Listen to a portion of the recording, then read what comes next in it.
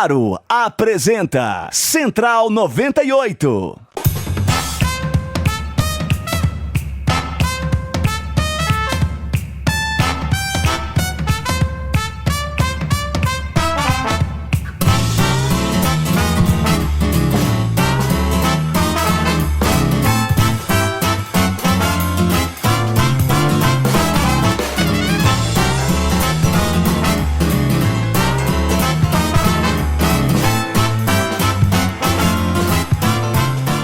No ar, Central 98.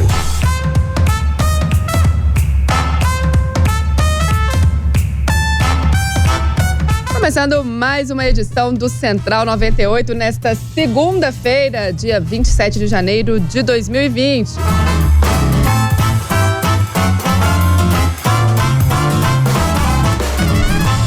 Edição de número 1517 do seu companheiro de todas as manhãs. E eu te lembro que a gente está ao vivo aqui do estúdio da Rádio 98 FM, ao vivo também pela plataforma Live. Acesse aí 98live.com.br ou baixe o nosso aplicativo na App Store ou na Google Play. A gente está ao vivo também na sua TV, nos canais 198 e 698 da NET e também no Twitter.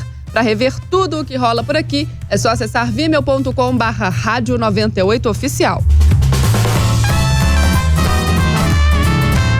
A gente está ao vivo também pelo YouTube, na nossa câmera 360 graus. Acesse o YouTube, digita 98 Live 360. Você escolhe o ângulo para assistir o Central 98. Eu sou Carol Torres, vou com você até o meio-dia nessa edição especial do Central 98 de hoje, falando sobre um ano do rompimento da barragem da Vale em Brumadinho e, claro, trazendo o balanço dos impactos da chuva em Belo Horizonte, região metropolitana e municípios de Minas Gerais. E aqui compondo a minha bancada, ele, Paulo Leite. Bom dia, Paulo. Bom dia, Carol. Mais uma vez a gente juntos aqui nesse Central 98 dessa segunda-feira. Primeiro mandando um abraço para Pedro Leopoldo, hoje é aniversário de Pedro Leopoldo, terra do Chico Xavier, de Seu Lopes, do Marcelo Oliveira, do João Paulo Costa, jornalista, amigo nosso, que trabalhou aqui com a gente, e tantas outras pessoas, né? Adroaldo Leal. Adroaldo Leal, nosso companheiro Adroaldo Leal, que está aí se recuperando de uma breve cirurgia que fez, e outros tantos Pedro Leopoldenses que são famosos e os que também são famosos por fazer a vida daquela cidade. Um super beijo a Pedro Leopoldo e a todos os nossos amigos daquela cidade. Bom dia, João Basílio. Bom dia, meus amigos no estúdio. Bom dia você que nos acompanha de qualquer lugar do planeta. Bom dia para todo mundo hoje, menos pro governador do Rio de Janeiro, Wilson Witzel. Fez uma coisa feia, ele gravou uma conversa com o vice-presidente Mourão no Viva Voz, sem avisar que estava no Viva Voz, filmou e postou nas redes sociais uma conversa que ele pede ajuda pro Rio de Janeiro. O Mourão ficou bravo, falou que ele esqueceu a ética e a moral ao postar uma conversa sem avisar que estava filmando. O Bolsonaro também ficou bravo, falou assim: eu não faria isso. Eu acho que é desonesto mesmo. Você, quando tá falando no Viva Voz com alguém, isso é uma questão de cortesia, né? De civilidade. Se eu tô com alguém no telefone e tô no Viva Voz, eu aviso pra pessoa: você tá no Viva Voz comigo, pra não constrangê-lo a falar coisas que outras pessoas não precisam saber. O que será ouvir, que ele queria registrando a conversa? Será que ele queria pegar uma negativa de verba para depois expor o governo federal? Olha só, não estão querendo ajudar o Rio de Janeiro. Ele só queria ser desonesto, como a gente já viu em outras oportunidades. O governador do Rio de Janeiro não é uma pessoa brilhante, ele é medíocre nas suas atitudes e está sendo medíocre mais uma vez. Mais uma prova de que a mediocridade impera. Já falamos das redes sociais, @Rádio 98 Oficial, você já falou do WhatsApp, falou tudo? Não, redes sociais, @Rádio 98 Oficial. Hoje nós vamos falar de um ano de Brumadinho, portanto a nossa hashtag Central 98 fica destinada a essa conversa e você pode participar com a gente no 993169898 pelo WhatsApp, 40 segundos de áudio e vídeo para poder falar rapidinho com a gente. Vamos lá, Carol. Muito bem, vamos aos destaques do Central 98.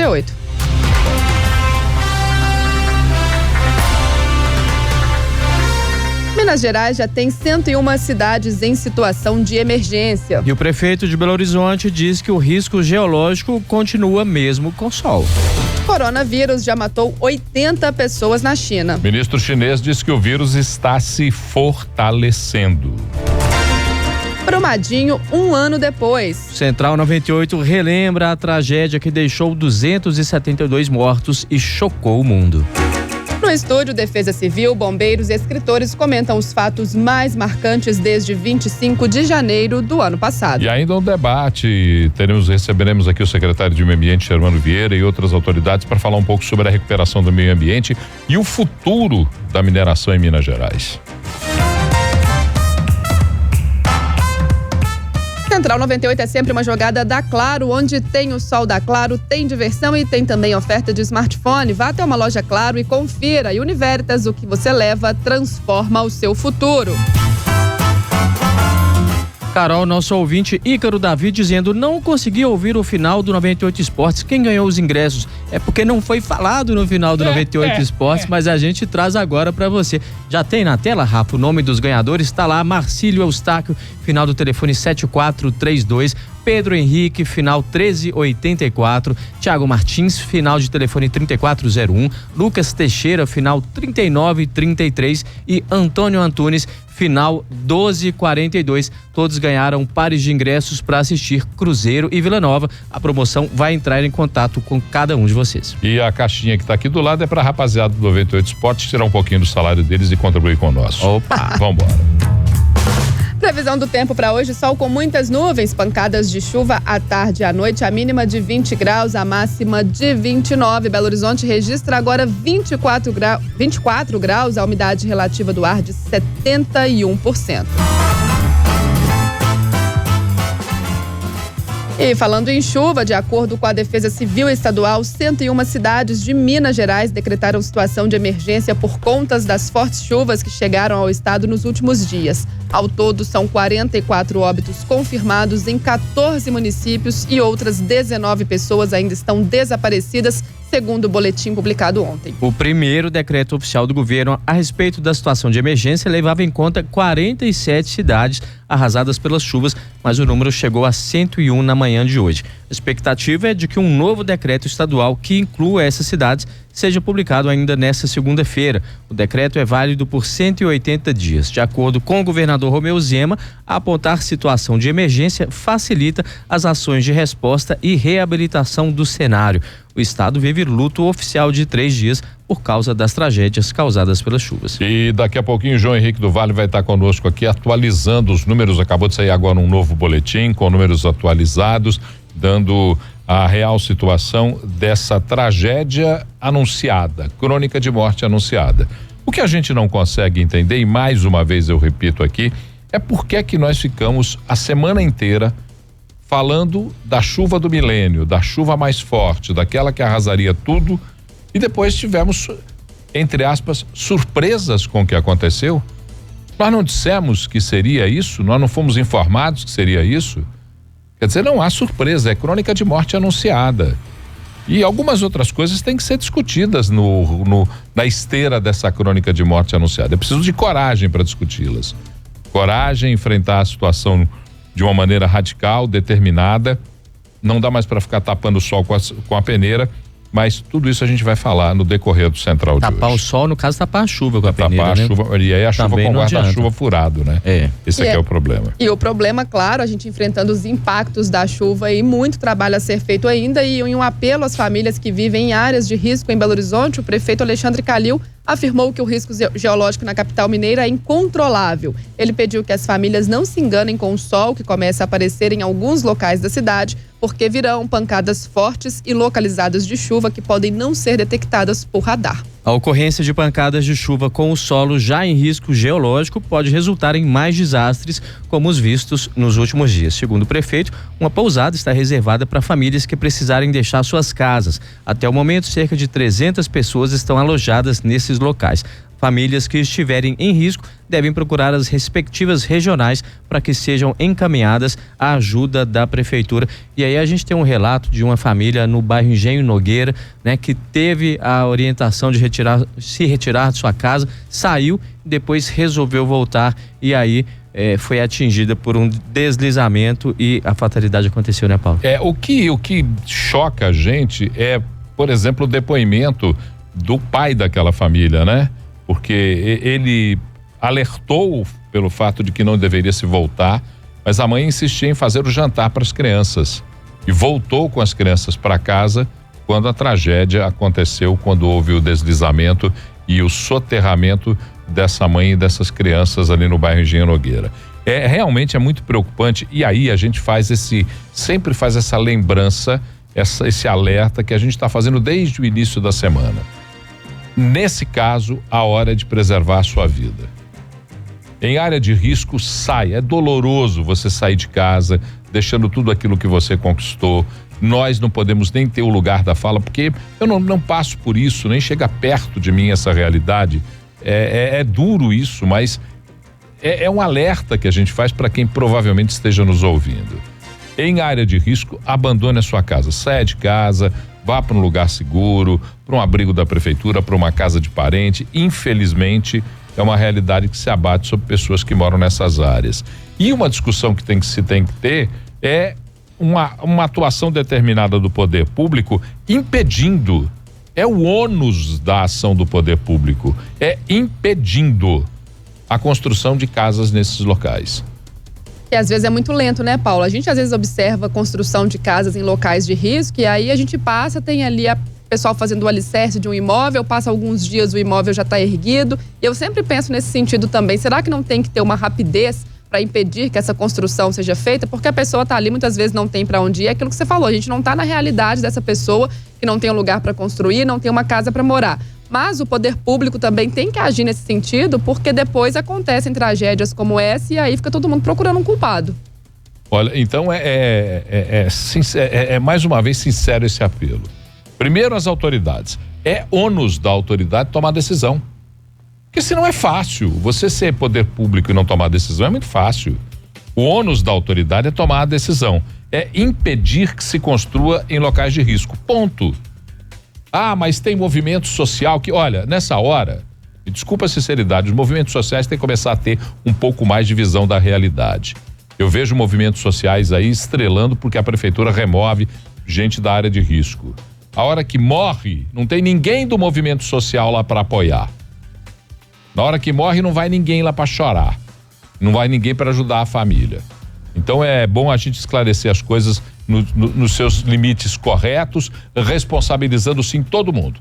O poder público, a sociedade, a população que joga lixo em qualquer lugar, o descaso que se tem pela cidade, a impermeabilização que se faz, tudo isso resulta no que a gente está vendo aí. Tudo isso resulta no que a gente está vendo aí. Sem contar que nós vamos ter que acender uma luz muito grande por um risco que foi alertado quando da construção em 2007 do início do Boulevard Arrudas. Aquela época as pessoas já diziam, essa é uma questão que vai ter que se enfrentar daqui para frente. Governador Aécio Neves, Fernando Pimentel, Márcio Lacerda fizeram aquela porcaria. E agora resta a essa gestão administrar a porcaria que foi feita. E como é que se vai fazer daqui para frente? Agora são 10h16 e você sabia que pode recorrer contra multas de trânsito, excesso de pontos e carteira de motorista suspensa e até cassada? Isso mesmo, você tem direito à defesa e a Facilita Brasil facilita tudo para você. É só enviar um WhatsApp para 994525005 que a Facilita protocola o recurso sem complicação. E ainda parcela tudo em até 12 vezes. Recupere sua carteira com a Facilita Brasil. 994525005, facilitabrasil.com. A gente continua falando sobre os municípios atingidos por chuva. Segundo o ministro Gustavo Canuto, o governo federal tem 90 milhões de reais disponíveis para liberação imediata aos municípios atingidos por chuvas desde 17 de abril. O ministro esteve ontem em Belo Horizonte em reunião com o governador de Minas Gerais, Romeu Zema, e com prefeitos de cidades atingidas pelas chuvas. De acordo com ele, há possibilidade de aumentar os recursos com remanejamento orçamentário. Técnicos do Ministério estão à disposição das prefeituras para capacitar e ajudar os municípios na solicitação formal dos recursos emergenciais. Ainda de acordo com o ministro, o objetivo é não deixar que os papéis atrapalhem nesse momento. O governo deve publicar ato reconhecendo a situação dos municípios para a liberação dos recursos. Além dos recursos emergenciais, o ministro Canuto descreveu que será antecipado o pagamento do Bolsa Família para famílias atingidas que estão inscritas no programa. Pessoas afetadas também poderão fazer saques no FGTS. Além disso, o ministro da Saúde está distribuindo medicamentos e identificando hospitais do SUS para atendimento dos necessitados. Essa é outra questão para a gente discutir, né? As obras estruturais não são feitas. No sábado nós falamos aqui, mas não custa nada repetir. O que a gente vê é perfumaria, obra conjuntural. Chove, vai ali, remenda ali, mais um remendinho ali. Obras estruturais, obras que sejam feitas para perenizar a proteção das pessoas não existem.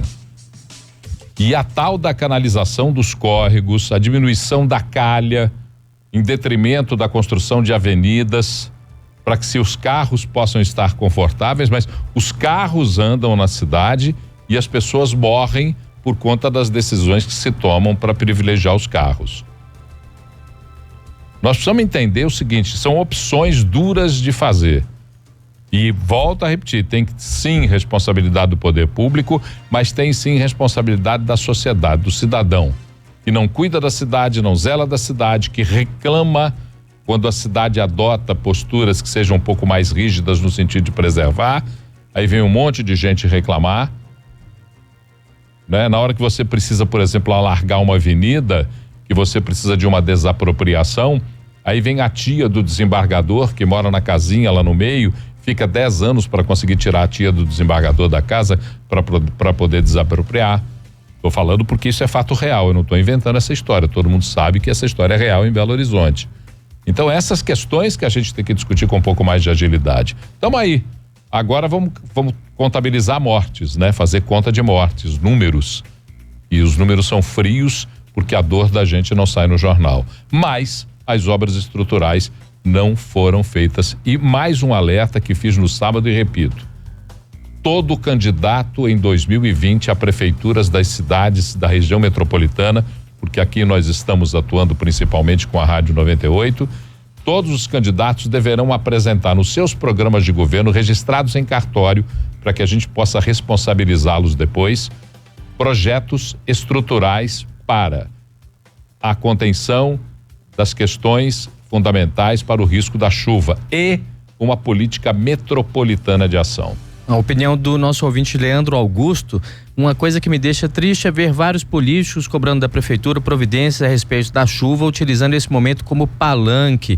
Eles pedem providências como se os problemas de alagamento em BH fossem simples de resolver. E como eu falei aqui no sábado, eu vou dar mais uma oportunidade ao deputado estadual Léo Portela de esclarecer aquela politicagem barata que ele fez no sábado. A verdade é que o PRB, o partido dele, tem interesse na eleição municipal em Belo Horizonte e ele foi fazer proselitismo político, politicagem barata. Então, o deputado Léo Portela, o senhor tem direito de vir até aqui responder, mas aguentar todas as perguntas que eu tenho para lhe fazer. Perguntas que eu lhe farei diretamente. Por que aquele ato de politicagem barata praticada no sábado? Por quê? O senhor quer concorrer à prefeitura, o seu partido quer concorrer à prefeitura de Belo Horizonte? Uma banana para vocês, é o que a gente vai dar.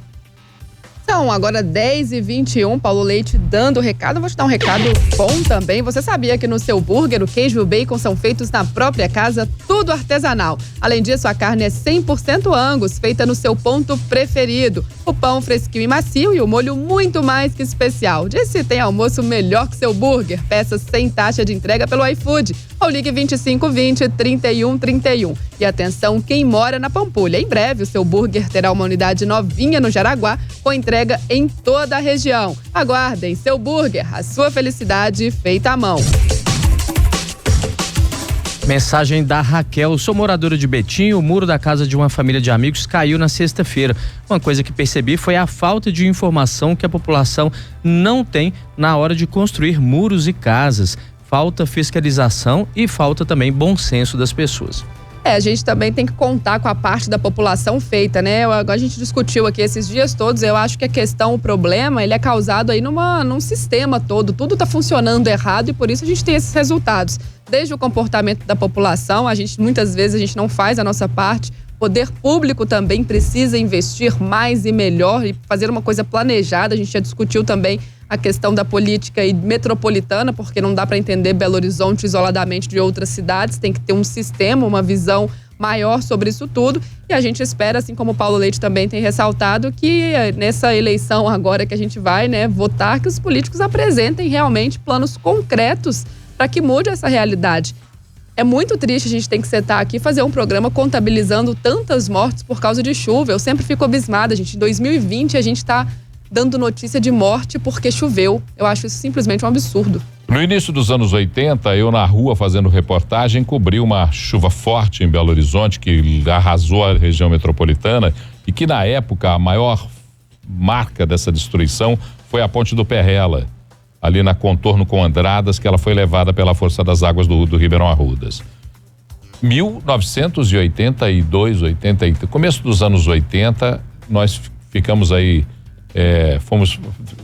tivemos que lidar com essa situação. 38 anos depois, 40 anos depois, nós estamos fazendo a mesma coisa. Crônica de morte anunciada. Aí tem um ano em que o volume de precipitação é menor, como o ano passado, que você teve 80 milímetros, aí não acontece nada, parece que está tudo bem, está resolvido. Mentira, não se resolve nada. Nós temos que ter soluções definitivas. Chega de obrinha para inglês ver. Chega de obrinha para enganar a população. O que vai ser feito estruturalmente para a contenção das águas que nós sabemos de onde vem? Vem do Onça, vem do Ferrugem, vem do Sarandi, vem de outros córregos, a gente sabe de onde vem. A população sabe, o poder público sabe, e cadê as obras? Cadê as obras da Vilarinho, que foram licitadas, tiveram que voltar para trás? O João outro dia até lembrou disso aqui, licitou a obra, voltou para trás, não disse por que voltou para trás. E aí? Como é que é essa história? Quando é que vai acontecer? Quando é que vai ser feito? Não estou cobrando para fazer sensacionalismo, para ficar enchendo o saco dos outros, não. Estou cobrando porque eu acho que é a hora de todos nós cobrarmos, não só eu. Eu tenho a oportunidade de estar aqui no microfone falando isso, mas é hora de todos os cidadãos de Belo Horizonte se juntarem, da região metropolitana se juntarem e cobrar dos seus administradores. Não tem mais tempo para esperar. A gente continua falando sobre a situação das chuvas que atingem em Minas Gerais. O nosso repórter João Henrique do Vale vai trazer informações pra gente. E na volta a gente já inicia, né, Paulo, o nosso especial 1 ano de Brumadinho. Já fizemos a cobertura também no sábado e hoje a gente vindo com uma visão mais propositiva justamente também nesse sentido, né, Paula? De falar o que precisa ser feito. A gente já fez um resgate do que aconteceu nesse ano, sabemos quem são os culpados e agora a gente vai discutir para frente, o que precisa ser feito daqui em diante para que Brumadinho se recupere, para que a gente possa amenizar a dor daquelas famílias que convivem com essa dor causada pelo crime cometido pela Vale na cidade. Isso. Agora na 98 FM, Alto Papo com Boris Feldman. Oferecimento Recreio, a concessionária completa. E Caoa Chery, Tigo 5X Turbo, eleito um dos 2 melhores SUVs do ano. Está previsto para este mês de fevereiro que todos os estados brasileiros adotem aquela placa maior chamada Padrão Mercosul, mas que na verdade foi chamada aqui de PIV, Placa de Identificação Veicular. E vários ouvintes do nosso programa e alguns conhecidos já me fizeram a seguinte consulta: quer dizer que eu vou ter que trocar a placa do meu carro por essa meio desengonçada aí do Mercosul? Não, quer dizer que não é obrigatório, a menos que, primeiro, seja um carro novo, primeiro emplacamento, que você mude do seu estado ou que você venda o carro. Ou seja, se você não mudar de endereço e nem vender o carro, a placa permanece nele. Por que a mudança da placa? Não me pergunte coisas difíceis, pois eu só tenho certeza de que os fabricantes de placas estão muito satisfeitos. Alto Papo.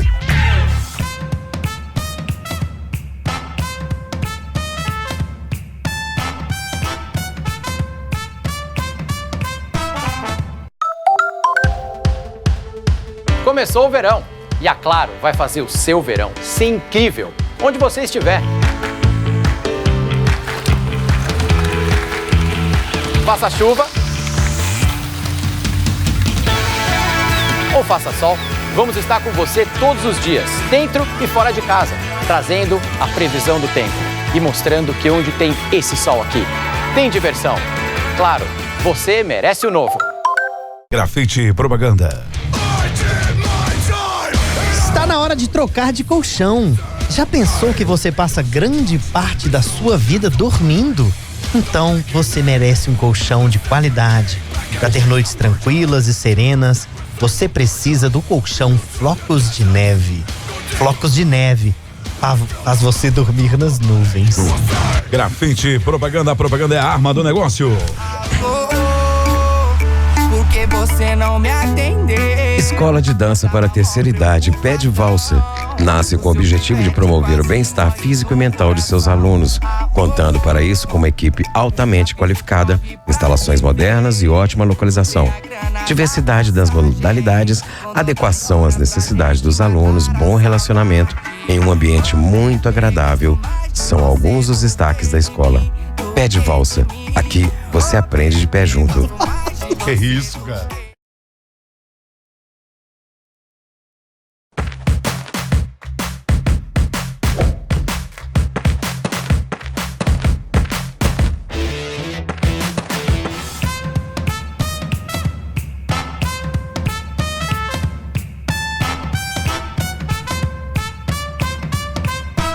Tudo bem. Central 98.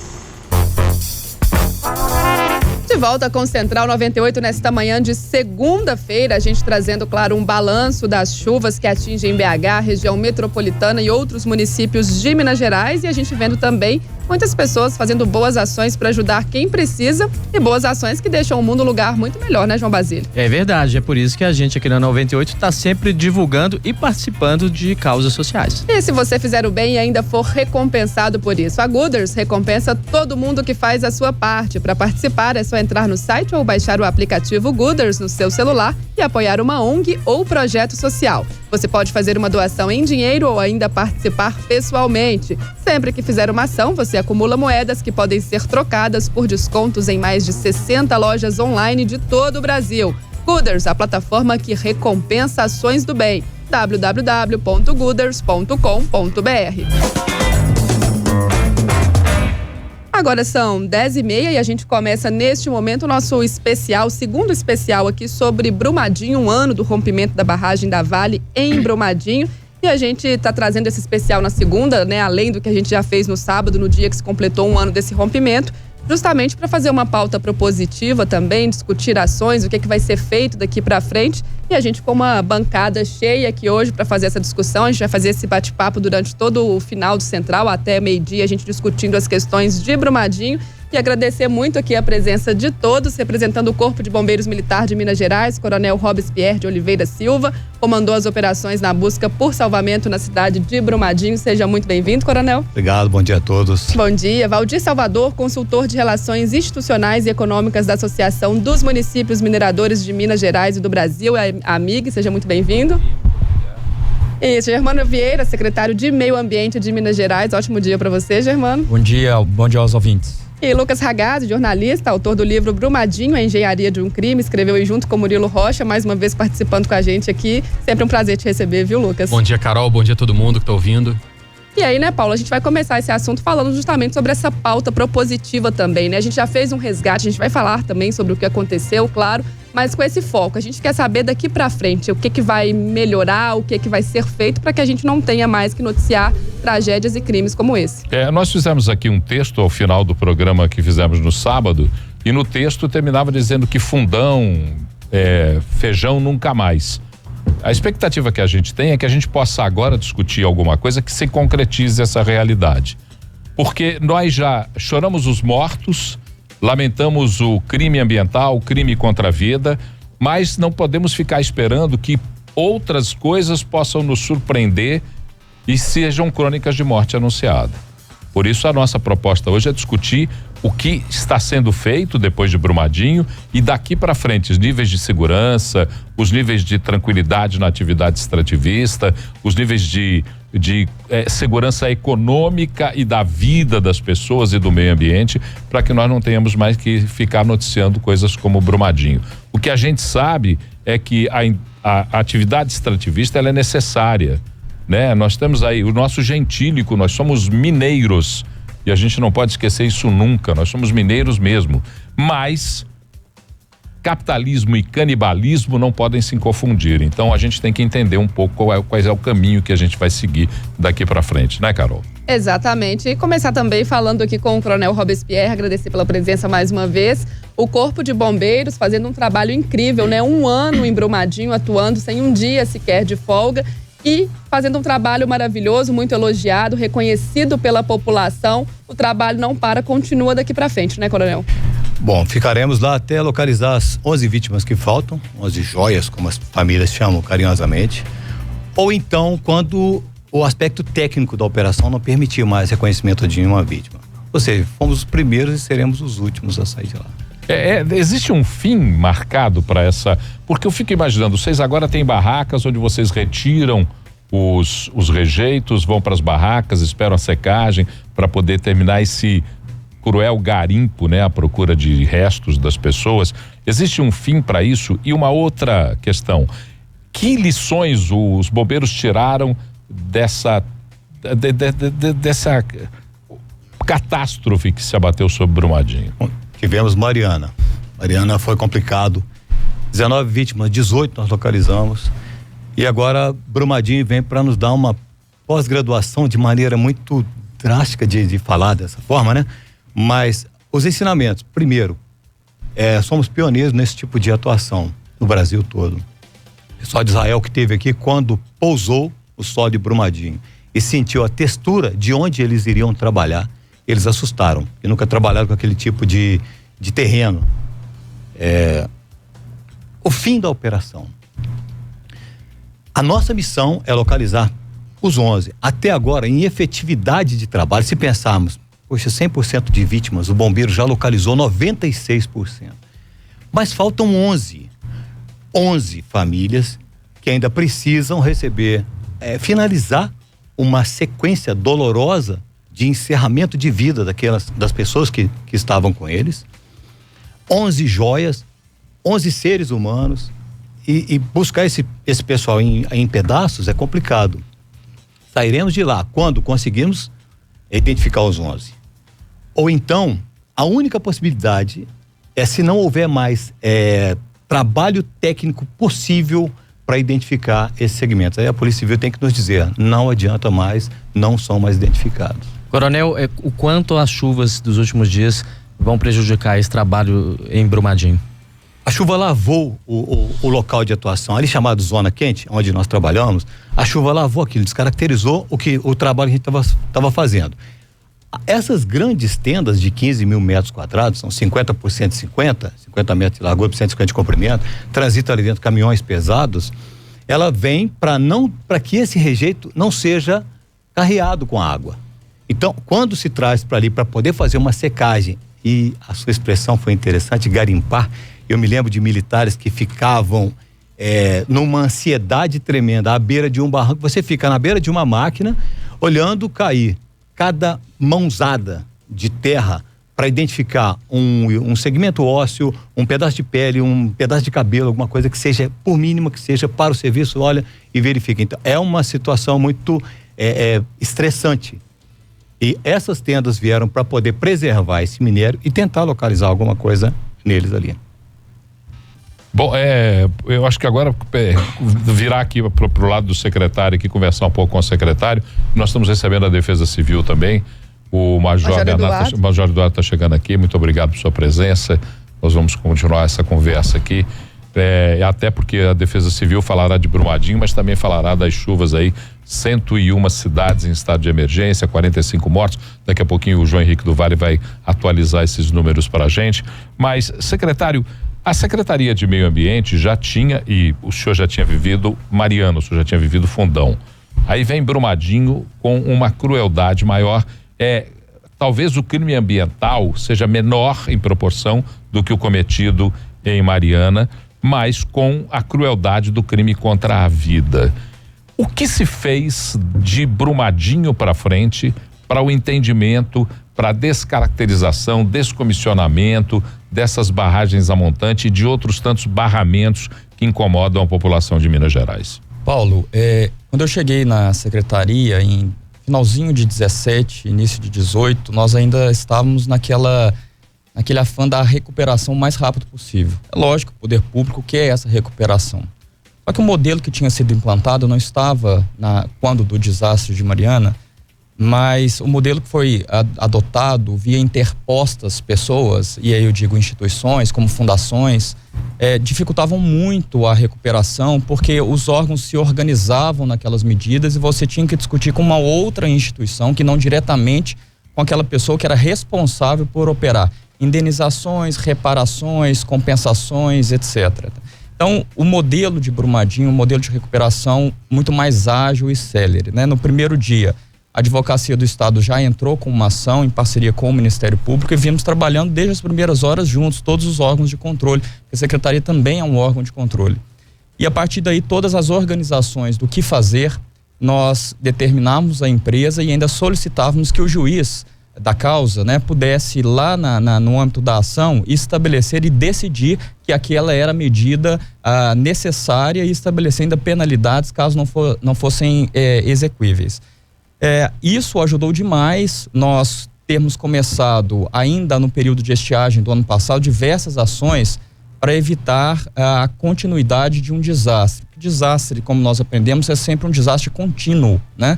Então era necessário mitigar os efeitos e se preparar para o ano de 2020. Então, determinamos diversas medidas emergenciais, como construção de diques, SAMPs, barreiras metálicas, 2 estações de tratamento que retiram a água poluída, filtram e voltam em condições adequadas para o rio Paraopeba. É claro, num período chuvoso você tem um carreamento maior, que altera a turbidez, altera a presença de metais. Por isso o IGAM ainda impede, junto com a Secretaria de Saúde e de Agricultura, a captação da água bruta para consumo. Não pode, está proibida a captação.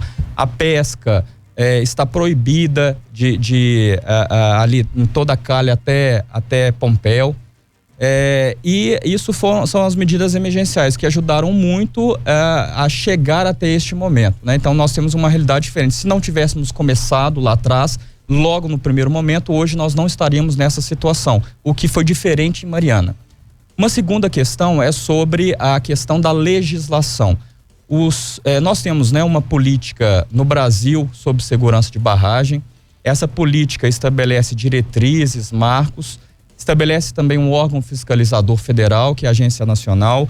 A Agência Nacional tem estándares técnicos, regulamentos que começaram a ser revisitados, porque nós vimos que era necessário intensificar esses estándares de engenharia que foram alterados.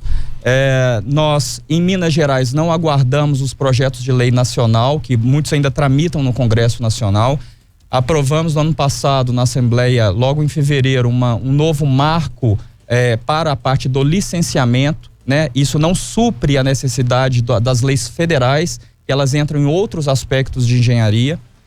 Mas depois desta lei, fizemos novas tratativas de licenciamento em que já estão em vigor e foram aplicados desde o ano passado.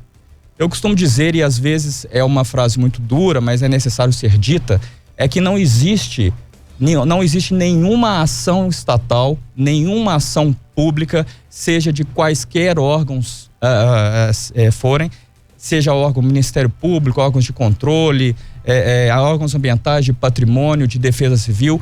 Não existe nenhuma ação pública que substitua a responsabilidade empresarial e a cultura da sustentabilidade. Isso não se ensina, isso tem que ser vivido pelo setor industrial e tem que ser vivido pelo setor minerário. Isso foi muito claro na denúncia que o Ministério Público apresentou na última semana. Nós não tivemos a chance sequer de poder agir face às documentações, os dados que foram apresentados. É necessário uma abertura de informações, um diálogo com as comunidades nos processos de licenciamento, porque aí se faz política pública, Paulo. Um licenciamento ambiental, ele se presta a avaliar o impacto ambiental daquele projeto no meio ambiente. Ele não busca avaliar o projeto em si, por que daquele projeto, qual é o cenário de mineração que nós queremos para Minas Gerais. Por isso que é muito oportuno essa discussão hoje, que é um cenário de futuro. Nós pegamos a taxa minerária que é recolhida dessas empresas e descentralizamos já no ano passado quase 6 milhões de reais à Secretaria de Desenvolvimento Econômico para eles fazerem uma coisa que Minas Gerais já deveria ter há décadas, que é um plano estadual para mineração. Qual mineração nós queremos em Minas Gerais, aonde o que se justifica do ponto de vista de teor de minério, qual é a comparação entre os impactos, que é óbvio que uma mineração, como toda atividade humana, traz impactos ao meio ambiente, mas quais são os impactos que a sociedade está disposta a suportar e aqueles que não está disposta a suportar. Este plano de mineração e avaliação ambiental sobre ele está também dentro das nossas ações futuras. Bom, eu já deixo duas questões, porque eu sei que a Carol vai me puxar a orelha, porque tem que ir para o intervalo. Uma questão eu deixo para a Associação dos Municípios Mineradores, que é com relação às matrizes econômicas. Vamos ou não vamos discutir as matrizes econômicas nos municípios que são tão dependentes da mineração? E a outra questão eu já deixo para o Ragazzi, porque o secretário citou o que fez o Ministério Público, o inquérito finalizado pelo Ministério Público e pela Polícia Civil, e o Ragazzi tem a engenharia desse crime. Então, discutir um pouco sobre isso. O que o Ministério mostra e aponta tem muito daquilo que foi apurado. Os municípios mineradores estão discutindo uma nova matriz econômica para os seus municípios? A gente continua esse debate no próximo bloco. Central 98 faz um rápido intervalo, a gente volta já.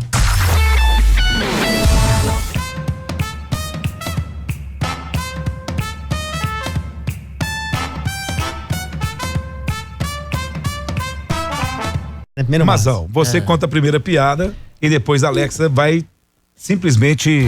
Só um detalhe, viu, Mas? Ela não tá lendo, não, viu? Ah, tá. Só um detalhe. Nó, decorou. O médico nota que o paciente tá tremendo. Aí fala assim: você deve beber muito, né? Aí o paciente: não, doutor, desde que comecei a tremer, eu derramo mais que bebo. Derramo. Ela pelo menos não vai H nas palavras. Agora, vamos ver aqui. Vamos ver. Alexa, conte uma piada. Por que bonecos de neve não podem ter filhotes fofos em casa? Porque o coração deles derreteria. Que isso? Filhote. Que isso, cara? Isso é uma piada. De neve. É porque o boneco de neve não pode ter um filhotinho em casa, um animalzinho, porque o coração deles derreteria. Olha. Mas a fonte é a mesma, viu? Mas ganhou. 1-0 pro Mas. 1-0 pro Mas. Agora chegou a vez da sua mãe, que já gravou pra você no WhatsApp. Vamos ouvir. Tá. Vai. Atenção, atenção, vamos novamente. Para onde o mamão foi nas férias? Para onde, moçada? Papaya. Mãe de Rafael Mas. Uma senhora muito legal. E agora, Alexia, qual é a sua piada? Conte uma piada.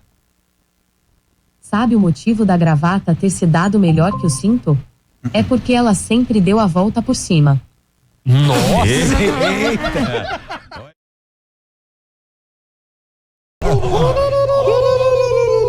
WhatsApp. Pode não parecer, mas o WhatsApp deixa o celular mais cheio que sua tia no self-service sem balança. A dica é sempre fazer uma limpeza das conversas e apagar aquelas mais antigas. Além disso, aproveite para apagar as fotos e vídeos recebidos. Você vai perceber que vai liberar um bom espaço na memória. Agora, se você quer ser feliz mesmo, desinstala essa praga que num clique só você fica livre de um monte de grupo chato, inclusive da família. Quem quiser falar com você, que ligue ou faça como a gente sempre viveu aqui. Tocar fogo numas lenhas e fazer sinal de fumaça. Qualquer momento.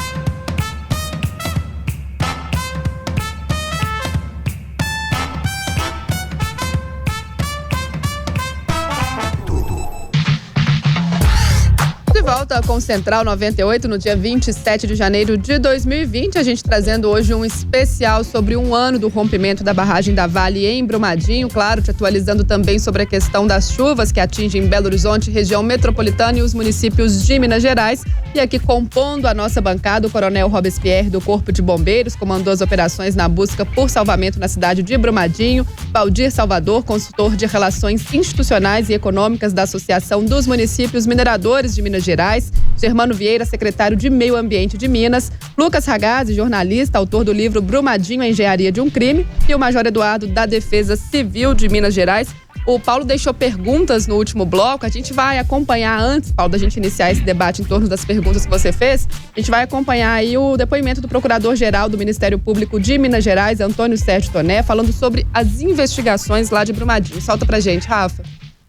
Não há nenhum fato novo. O Ministério Público entregou essa semana, ofereceu a denúncia. Vocês já noticiaram, não há nenhum fato novo. Nós estamos aguardando agora o recebimento dessa denúncia e a decisão quanto às cautelares requeridas. É um processo... Cautelarmente, nós pedimos a prisão preventiva do diretor da Tuvisud, alemão. Também pedimos que sejam recolhidos à Justiça Estadual os passaportes dos diretores que já estavam com essa medida decretada. É bom deixar bem salientado que o Poder Judiciário de Minas Gerais tem sido muito sério e muito responsável. Já decretou diversas cautelares, diversas prisões no curso das investigações que foram muito importantes para elucidar esses crimes.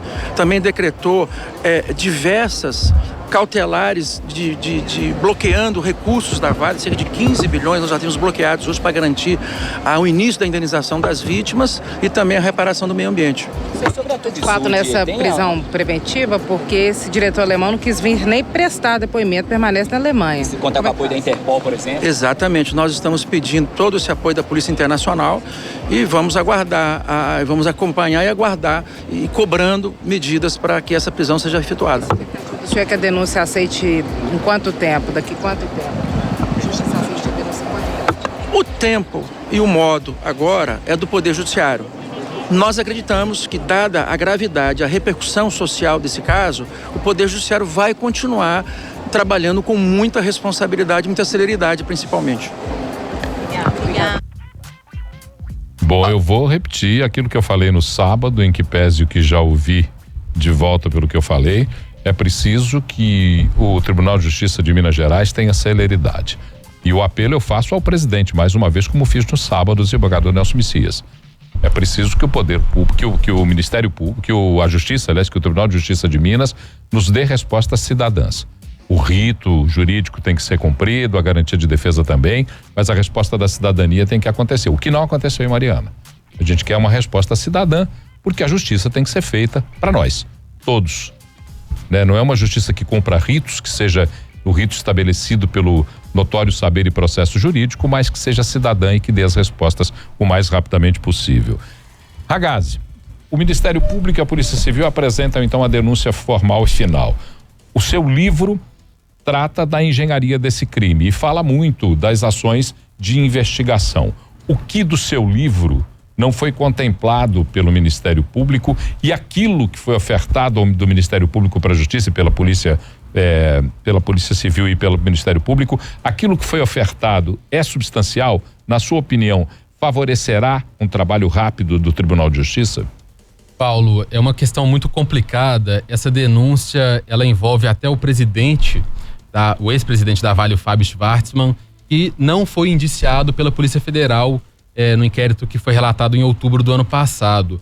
Essas investigações, elas foram paralelas, apesar de muita troca de informação, cada uma seguiu um caminho diferente, e o Ministério Público viu o dolo da diretoria da Vale. A Polícia Federal ainda não concluiu o inquérito sobre homicídio e crime ambiental, mas eu acho muito difícil que eles vão pelo mesmo caminho do homicídio doloso.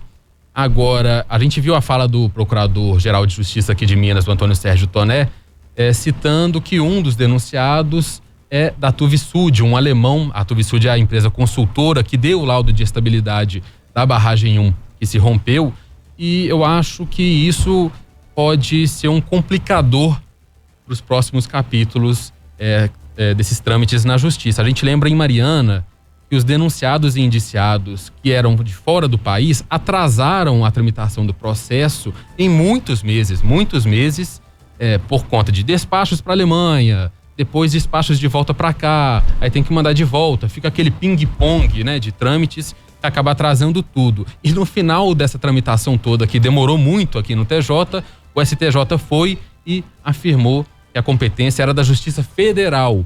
E isso também vai acontecer nesse inquérito de Brumadinho, porque a Polícia Federal indiciou no âmbito da Justiça Federal, Ministério Público de Minas e a Polícia Civil no âmbito do TJ. O TJ, aceitando ou não a denúncia, provavelmente vai aceitar, a gente vai ter uma outra discussão ainda, vai tudo demorar bastante, sobre a competência. Essa competência é da Justiça Federal ou mineira? Então a gente está muito longe ainda de uma conclusão desse caso, a gente está muito longe ainda de uma primeira decisão que vai demorar bastante. Essa é o Procurador-Geral Toné disse ter certeza que essa competência será da Justiça Mineira, será das organizações, dos órgãos mineiros, mas é uma discussão muito complexa, porque esse crime, a Polícia Federal e o Ministério Público já indiciaram e denunciaram sobre crimes, então eu fico confortável da gente citar como crime. Ele se inicia em 2017, quando a Vale passa a saber que a barragem 1 não tem condições, não tem as mínimas condições de funcionamento.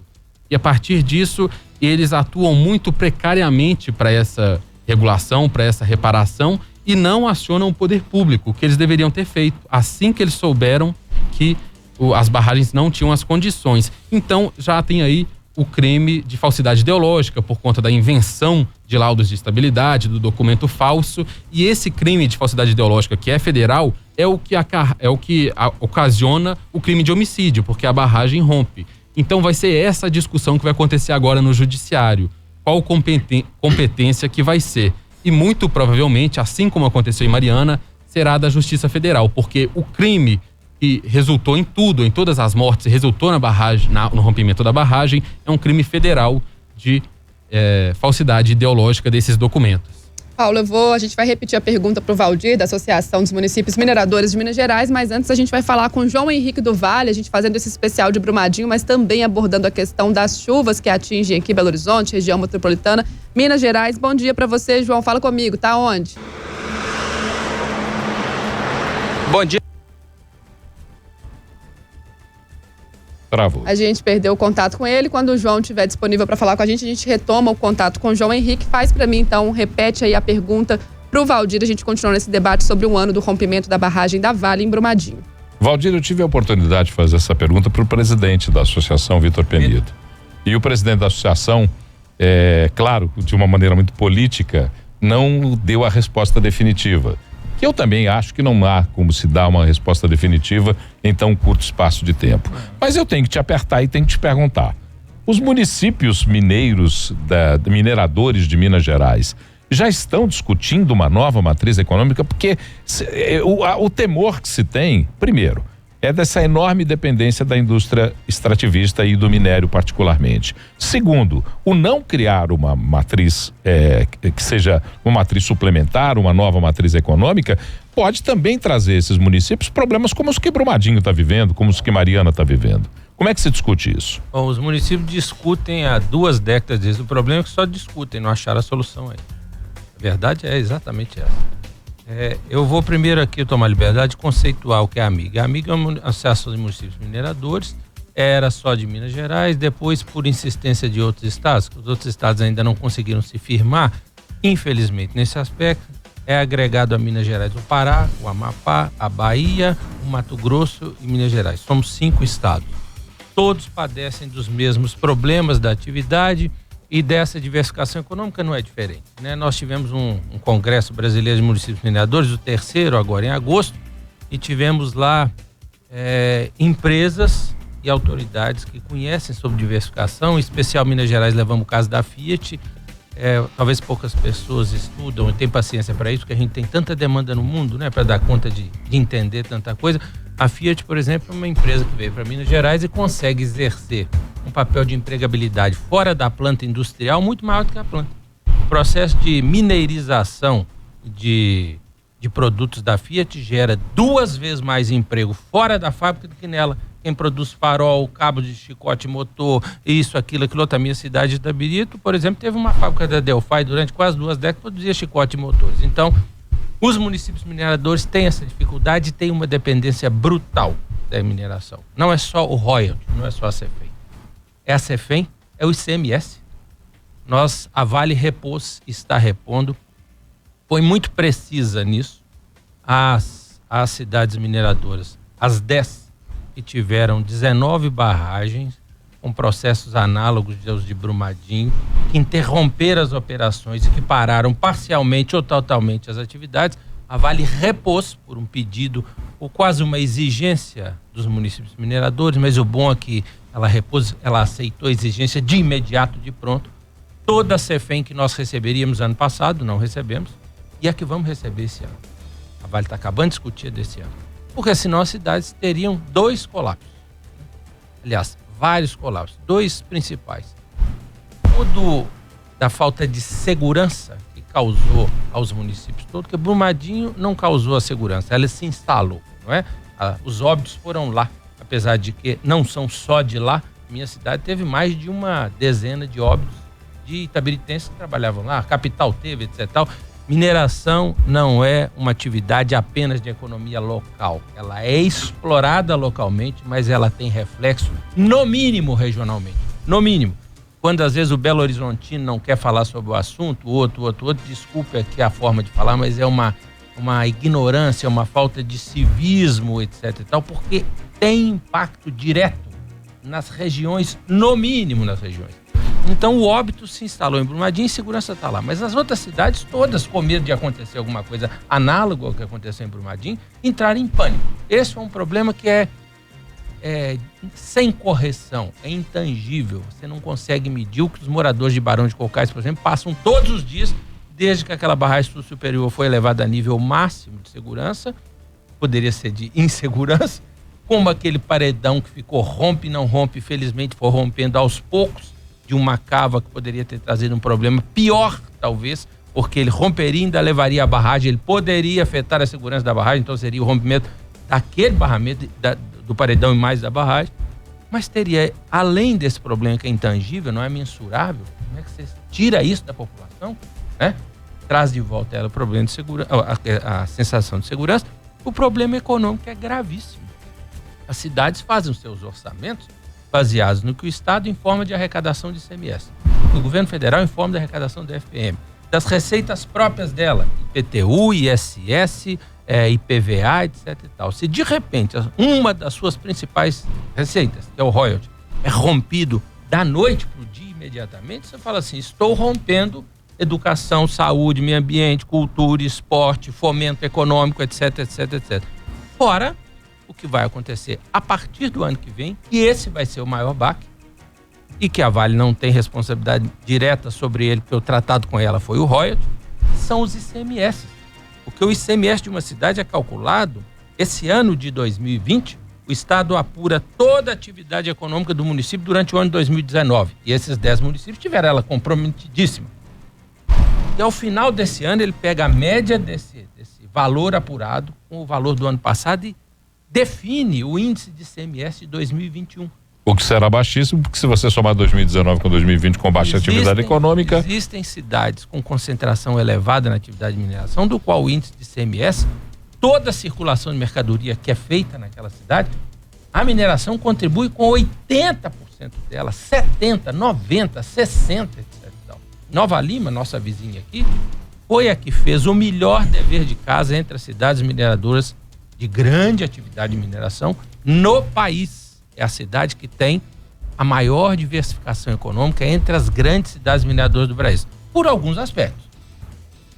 Ligada a Belo Horizonte, que é a segunda menor capital do país, que teve que, para complementar a sua economia, traçar um desenvolvimento regional, né? Contagem e Betim contribui quanto com a atividade industrial da capital? Complementam quanto? Nova Lima, prestação de serviços, moradia, etc e tal, biotecnologia, tem lá Bion, etc, etc, etc. Então Nova Lima teve esse privilégio de estar localizada a 11 quilômetros da capital e que herdou pelo desenvolvimento sul de Belo Horizonte, que é o melhor, o mais aquinhoado, o que mais tem dinheiro, encostou em Nova Lima e começou a desenvolver. Só que as outras cidades não têm esse privilégio. Itabira, que o Brasil deve muito a Itabira. Itabira é o berço da mineração brasileira e Itabira foi o laboratório de muitas questões técnicas da mineração mundial. Agora, o senhor citou muito desse terror que as populações dessa cidade estão passando, o desemprego, a necessidade.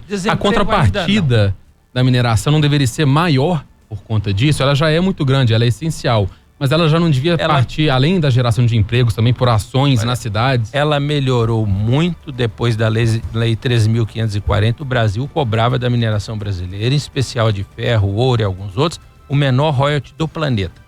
Tinha o melhor minério do mundo, é o nosso, comparado apenas ao da Austrália, em relação a teor de ferro, baixa contaminação, etc, etc. Só perdemos para eles em logística. Nós estamos mais longe dos grandes mercados consumidores, mas temos o melhor minério de ferro do mundo, temos um ouro de primeiríssima linha e outras commodities, né? O Brasil esquece, o brasileiro esquece o que é minério.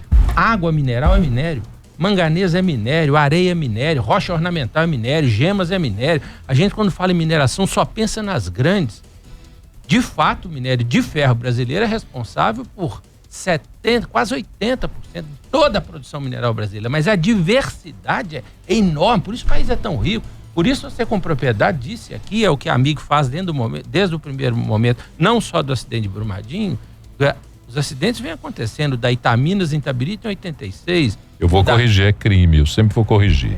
Eu faço questão de corrigir, porque acidente é quando você tem uma situação em que você poderia prever, fez o que tinha que ser feito necessariamente e não conseguiu fazer. A Amigo prefere usar a palavra acidente até o momento realmente de se... Aqueles que têm a obrigação de elucidá-lo, transformar os possíveis atores em criminosos, porque tem gente que fala disso com muita propriedade, muita seriedade, mas também o que teve de oportunista, de gente que fala besteira, de gente que falou absurdos, como por exemplo que o licenciamento da Vale, a Vale tinha licenciamento, estava falando isso com o coronel há poucos minutos aqui fora, para continuar aumentando aquela barragem. Ao contrário, ela teve uma licença para o descomissionamento, para o fechamento dela. Inclusive essa Paulo, questão... A gente vai voltar nessa pauta no próximo bloco. Eu vou colocar aqui o Major Eduardo Lopes na conversa, superintendente de gestão de desastres da Defesa Civil de Minas Gerais. Seja muito bem-vindo, prazer receber o senhor aqui. Prazer todo nosso. Paulo, né? Um abraço. Coronel Robespierre, os demais integrantes aqui da mesa, doutor Germano. Estamos aí, né, com muita luta, muitos desafios em razão desse período chuvoso. É bom a gente destacar, no período chuvoso em Minas Gerais, ele começou desde outubro e ele se estenderá até março. Estou dando aqui uma informação dentro de um levantamento histórico. Logicamente a gente teve nos últimos dias, né, em especial a partir do dia 24, muita chuva, uma condição climática bem adversa, né? Foi bem coberta aqui pelos órgãos de imprensa, por vocês. A população também chegou bem forte para elas. E a gente está agora, né, numa frente aí tentando restabelecer, dar assistência e recuperar nessas diversas cidades de Minas Gerais que foram afetadas. E a gente vai agora falar com o João Henrique do Vale, nosso repórter, fazendo essa cobertura da questão das chuvas nos municípios em Belo Horizonte, região metropolitana, trazendo informações também sobre os municípios mineiros. Fala comigo, João. Bom dia, Carol, Paulo Leite, João Basílio, a todos da bancada. Estamos falando aqui agora do bairro Olhos d'Água, aqui no anel rodoviário. Vamos trazer mais atualizações sobre a chuva. A Defesa Civil publicou um comunicado agora de manhã atualizando a situação. São 45 mortes desde a última quinta-feira em Minas Gerais. Destas, 26 são na região metropolitana de Belo Horizonte. Se a gente for contar todo o período chuvoso que começou no final do ano passado, em outubro, nós temos 56 mortes. 11 mortes já tinham sido registradas. Além disso, temos ainda 18 pessoas desaparecidas. Essas pessoas estão desaparecidas no interior de Minas Gerais. As buscas continuam sendo feitas pelo Corpo de Bombeiros. Nós temos também 121 municípios que decretaram situação de emergência e 3 estado de calamidade pública. São eles: Orizânia, Ibirité e Catas Altas. Temos que deixar um alerta que temos previsão de chuva para os próximos dias. O acumulado deve ser superior a 100 milímetros até a próxima quinta-feira. Já nós voltamos de outro ponto aqui da cidade para falar um pouco mais das consequências da chuva em Belo Horizonte. Um grande abraço. Valeu, João Henrique do Vale. A qualquer momento volta com a gente aqui na nossa programação. Fala, João Basílio. A 98 está recebendo aqui na Nossa Senhora do Carmo, número 99, doações de ferramentas, pás, enxadas e material de limpeza pesada para levar para Raposos. A Cruz Vermelha está lá fazendo uma grande ação, uma das cidades mais atingidas da região metropolitana.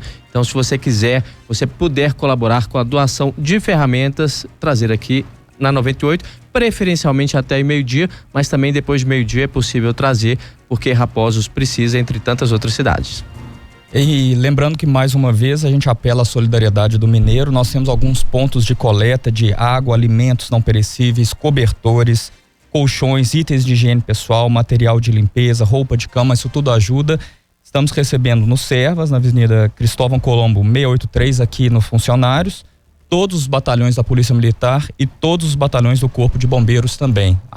Na sequência do dia de hoje, nós também discutiremos sobre rações, medicamentos, também não só para as vítimas e seus familiares, mas também para a fauna, que é aí competência da Secretaria de Meio Ambiente. Nós temos diversas faunas domésticas aí agonizando por causa do desastre pelas chuvas. E quando o secretário fala em material de limpeza, rodo, pano, vassoura, porque as pessoas estão tentando limpar, aqueles que estão podendo voltar para suas casas, estão tendo um trabalho dardo para limpar suas casas. Eu só queria, eu sei que você vai sair para o intervalo, quando você me olha com esta cara de dama de ferro... Não, pode continuar. Eu já fico preocupado, mas vamos lá. É porque o Valdir Salvador citou o fato de que à época, inclusive eu fui objeto de correção na informação que eu dei, uma correção bem feita pelo secretário Germano e por sua equipe, que me convidaram para que eu fosse à cidade administrativa, porque à época nós também noticiamos que o licenciamento tinha sido dado para aumentar a exploração do minério em Brumadinho. E fui à secretaria, os técnicos da secretaria, os secretários adjuntos e os técnicos da secretaria e o secretário Germano me mostraram um farto material de que não havia sido dado nenhum documento, nenhuma autorização para o aumento da exploração. E sim, estudava-se a descaracterização e o descomissionamento da B1 que rompeu. Então, só para a gente sempre estar botando luz nos fatos, porque sempre que vem Brumadinho eu vejo gente falando, não, que a secretaria tinha inclusive dado licença para aumentar o volume. Isso é uma inverdade e a gente tem que sempre estar ao lado dos fatos e da verdade. E em que pese esse licenciamento de descomissionamento, que ficou demonstrado pela empresa nas comissões parlamentares de inquérito, nas investigações, é que sequer essa ação havia sido iniciada. Então, como o Lucas bem disse, é algo que começou fora das margens dos controles públicos muito antes e que não chegou-se ao radar de todos os órgãos de controle para que nós pudéssemos, no mínimo, evitar uma tragédia humana. Aliás, né, Germano, a desinformação de fatos, como acontecer esse de Brumadinho, pioram muito o acidente, sangram muito mais o acidente, né? Eles desvirtuam a realidade sobre o acidente, aí você perde a chance de transformar isso em lição para não voltar a acontecer. Vocês se imaginem, além de todas aquelas atuações que nós tínhamos no primeiro momento, de aplicar as penalidades, determinar as recuperações e ainda esclarecer fatos do ponto de vista necessário, obviamente, mas num aspecto de trabalho intenso e também de comoção por parte de todos os técnicos da secretaria que acompanhavam ali. Nós ficamos numa linha muito tênue em prestar informação e respeitar o momento de luto que é vivido até hoje. Eu só peço desculpas pelo trabalho que eu lhes dei naquela oportunidade. A gente vai sair para um rápido intervalo. Na volta a gente fala um pouco mais sobre a situação das chuvas. A gente vai falar com o Major Eduardo Lopes, superintendente de gestão de desastres da Defesa Civil, fazendo esse trabalho da Defesa Civil com os alertas. Tivemos também simulações quando a gente fala de Brumadinho. A gente vai explicar sobre tudo isso. O Coronel Robespierre também falando em nome do Corpo de Bombeiros, que está trabalhando muito nessa situação. E a gente vai conversar também com a autora de um livro sobre Brumadinho, né, João Basílio? Exatamente, a Júlia Castelo, que lançou na semana passada o livro Memórias de Brumadinho, Vidas que Não Se Apagam. Ela fala com a gente pelo telefone sobre o processo de criação desse livro. Central 98, volta já.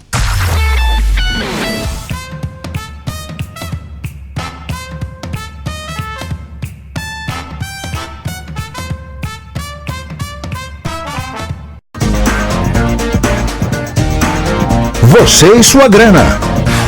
Olá, eu sou o Diogo Gonçalves, autor do livro Como Ficar Rico Ganhando Pouco, e hoje eu tenho uma dica top para você. Banco digital, vale a pena? Precisa ter medo? Precisa não, gente. O banco digital veio para ficar. É tão verdade isso que os bancos grandes, os tradicionais, já estão também indo para esse caminho, fazendo bancos digitais. O banco digital, ele é bom, por quê? Porque ele não te cobra taxa de correntista, de ter direito a cartão, anuidade de cartão, não te cobra taxa para ter acesso aos produtos do banco, não te cobra taxa para fazer uma TED, um DOC, emite até boleto tem vários serviços e produtos que não são cobrados. E você sabe por que eles não cobram isso? Porque a estrutura do banco digital é muito menor que dos bancos tradicionais. Enquanto o banco tradicional tem várias agências, com muitas pessoas trabalhando nelas, o banco digital basta ter uma sede que de lá eles fazem tudo online. Isso significa que é redução de custo para ele e ele acaba te repassando estes descontos e por isso é muito bom para você.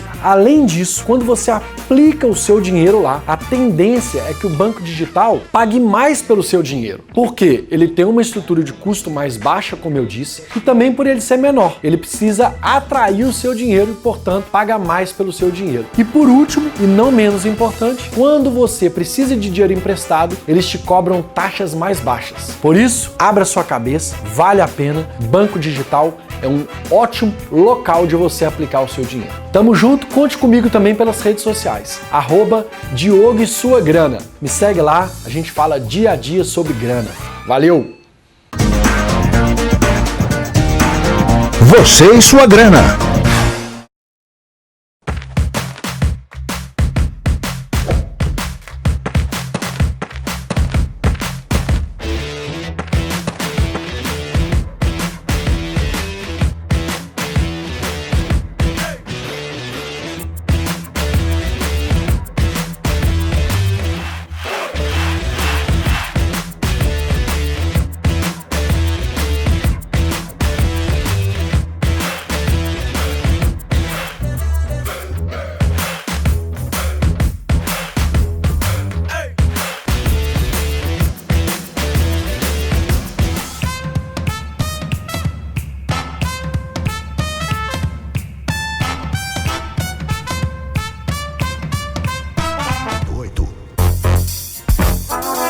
Estamos de volta com o Central 98, sempre numa jogada da Claro, onde tem o sol da Claro, tem diversão e tem também oferta de smartphone. Vá até uma loja Claro e confira. E Univeritas, o que você leva, transforma o seu futuro.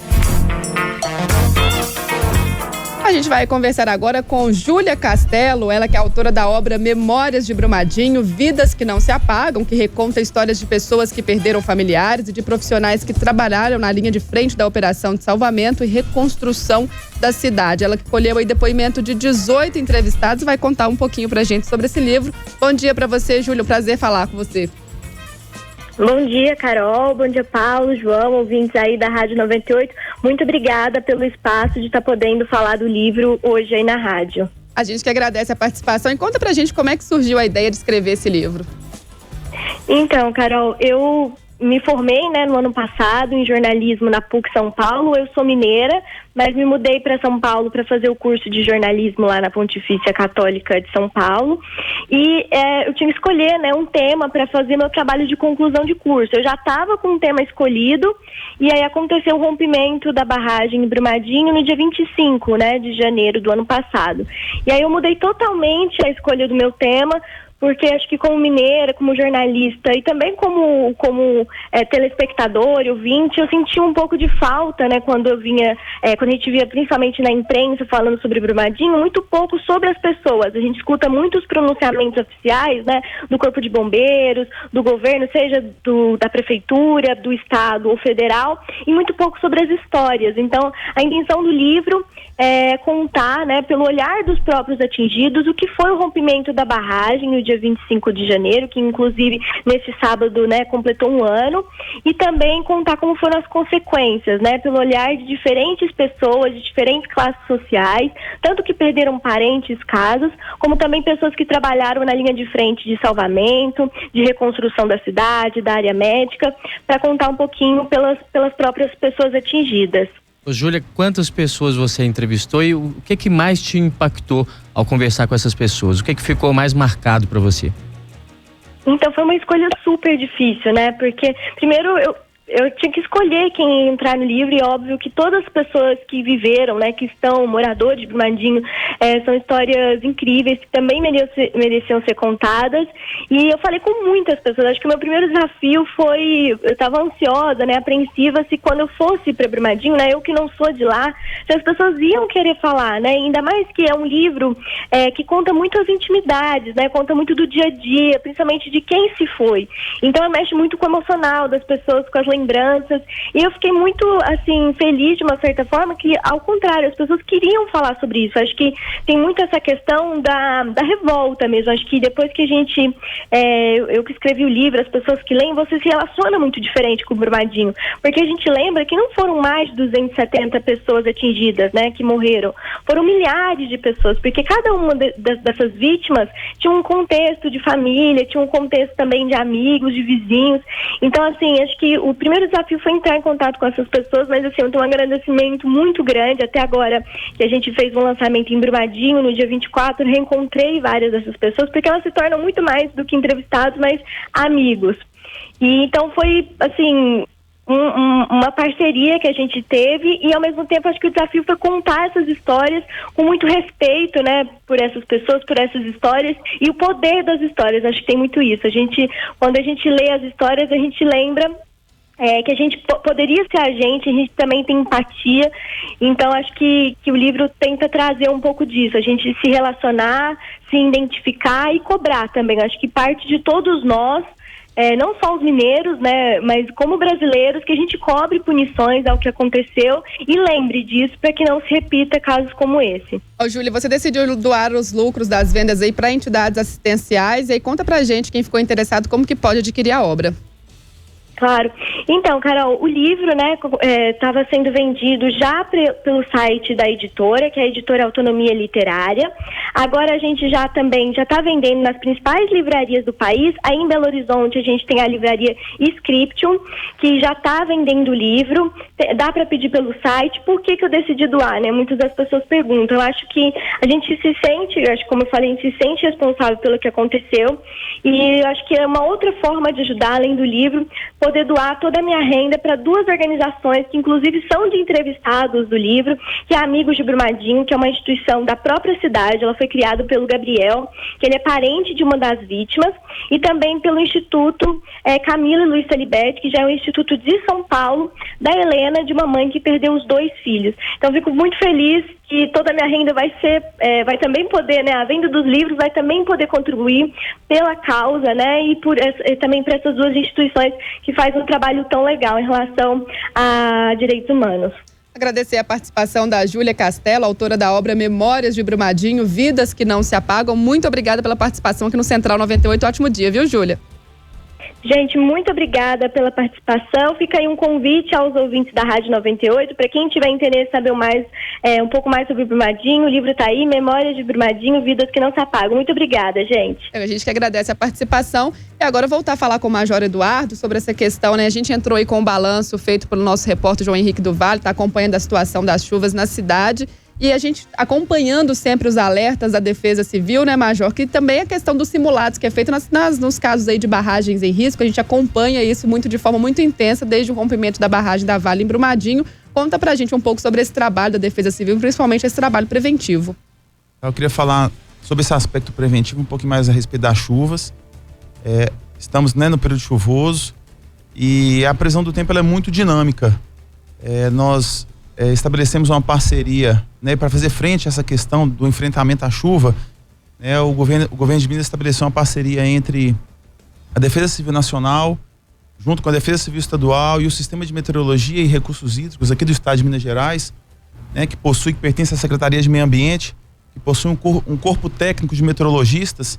Esse trabalho dos meteorologistas, fazendo um monitoramento mais aproximado dessa movimentação, né, de nuvens, de tempestades, com base nessas informações que a Defesa Civil se apropria e através do sistema de alertas, e aqui eu aproveito, né, essa oportunidade para divulgar que todo cidadão, todo ouvinte, né, que não tenha ainda se cadastrado nesse sistema, faça isso. Basta encaminhar uma mensagem de texto através do SMS, digitando o CEP da sua residência ou da localidade em que você quer que seja monitorado. E a partir daí, né, feito esse cadastro, você vai receber, né, em tempo real, dentro de um trabalho de meteorologia, os alertas para a sua região. Vamos falar o número, Major? Isso com uma previsão de 3 horas ou 4 horas de antecedência. Essa mensagem SMS deve ser encaminhada para o 4099, né? Eu tinha esquecido aqui de falar. É bem simples e às vezes eu chego, né, às vezes eu já perguntei à minha esposa, né? Falei assim, que você já cadastrou? E às vezes eu fui surpreendido, ela dentro da minha casa, ou com uma pessoa que está convivendo constantemente, né, com ocorrências de desastres, de chuvas fortes. Então, às vezes, nós temos pessoas próximas da gente que não se cadastraram ainda. Nós estabelecemos, né, está no site da Defesa Civil, um ranking, né, estamos tentando fomentar todos os municípios, todos os usuários, que a gente possa aumentar o número de usuários cadastrados no sistema de alerta. Essa é uma forma preventiva do cidadão poder monitorar em tempo real o que está acontecendo na sua região e poder adotar medidas de autoproteção. E é com a Carol. gente aqui também, pode falar, João. Uma informação importante para quem circula na área central de Belo Horizonte: a Avenida dos Andradas está parcialmente interditada, uma pista em cada sentido no trecho ali entre a Alameda Ezequiel Dias e a Francisco Salles, ali o viaduto do Extra, porque 4 vigas daquelas que atravessavam, né, o Arrudas caíram com a força das águas. Então, as pistas interditadas para avaliação da situação, melhor evitar a região. E tem ruas interditadas também em várias regiões da cidade. Na dúvida, consulta aí o Waze para poder fugir das enrascadas e não complicar mais ainda o trânsito. Carol, posso aproveitar e fazer Claro. uma orientação às pessoas? No sábado de manhã, quando eu fiz um contato com o 93 para saber como é que estava o andamento de ocorrências, tinham 1000 ocorrências em aberto, para você ter ideia. E nós estávamos priorizando as ocorrências com vítimas.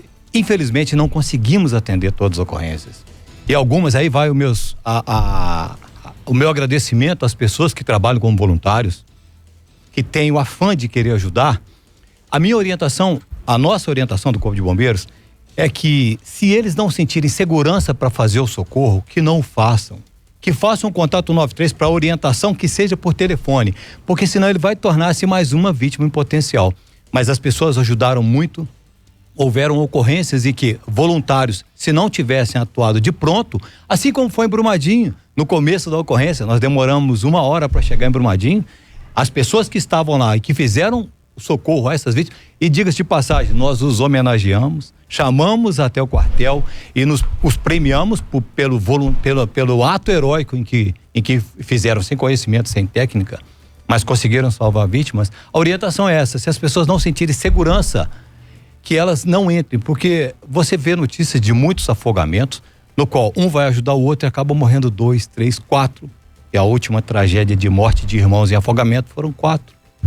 E o Corpo de Bombeiros trabalhando bastante também nessa questão das chuvas, né? Muitas ocorrências, e a gente acompanhando pelas imagens, até um trabalho muitas vezes parecido, a gente vendo ali em questão de deslizamento, de soterramento, um trabalho muito delicado, parecido ali na questão da imagem com o que a gente acompanhou em Brumadinho, né? No sábado nós recebemos muitas mensagens de moradores de Nova Lima, de Itabirito, de Barão de Cocais, pessoas preocupadas porque a chuva pode afetar esses barramentos que já estão em estado de alerta, alguns em alerta máximo. A Defesa Civil está acompanhando isso. Quais são os cuidados que essas pessoas têm que tomar, tanto do seu ponto de vista da Defesa Civil quanto do Corpo de Bombeiros? Sim, as barragens, né, nós entendemos que elas são corpos vivos. E com certeza, né, a chuva é um fator dificultador que carece de uma manutenção, de um acompanhamento ainda maior. A Agência Nacional de Mineração recomendou formalmente a todos os empreendedores de barragem que, em razão das chuvas, né, aumentassem esse nível, esse rigor de atenção, a fim de evitar que a chuva pudesse ser um potencializador para um eventual desastre. Nós temos sim, né, diversas barragens no nosso estado, em especial que nessa região, né, do quadrilátero ferrífero. Nós temos 4 barragens que já estão em nível de alerta 3, ou seja, esse nível de alerta 3 corresponde ao risco iminente de rompimento. Não que a chuva será um gatilho, né, para que essa barragem venha a romper, mas é importante que a gente não perca, né, que a população não perca a atenção de que essa barragem já está em nível 3, seria, né, o nível máximo de atenção, podendo acontecer um colapso a qualquer momento. Para isso nós realizamos, né, de forma preventiva, para essa população, diversos simulados. O ano de 2019 foi um ano de muito trabalho para a Defesa Civil. Estivemos em diversos municípios, em especial nesses que possuem estruturas de barragem sediados nessas comunidades, e ali junto com o poder público local. Esse é um papel também da Defesa Civil, né? Articular, apoiar, fomentar com que, né, o gestor público local, junto com o empreendedor, realmente esteja atento às questões de segurança e também aproxime a comunidade. Uma das formas que nós entendemos que hoje é muito eficiente é a realização dos simulados, que é nesse momento que você faz os devidos cheques, verifica se se aquela rota de fuga realmente ela é efetiva, se você tem na cidade pessoas com dificuldade de locomoção, quem é que vai dar esse devido apoio? Às vezes vai ser até um próprio vizinho, mas talvez não, vai ter que ser uma ambulância da Secretaria de Saúde ou do Corpo de Bombeiros. Então, os simulados no ano de 2019, e eles continuarão agora em 2020, eles têm esse objetivo de testar as pessoas, não de trazer pânico, mas de trazer uma preocupação, um comprometimento.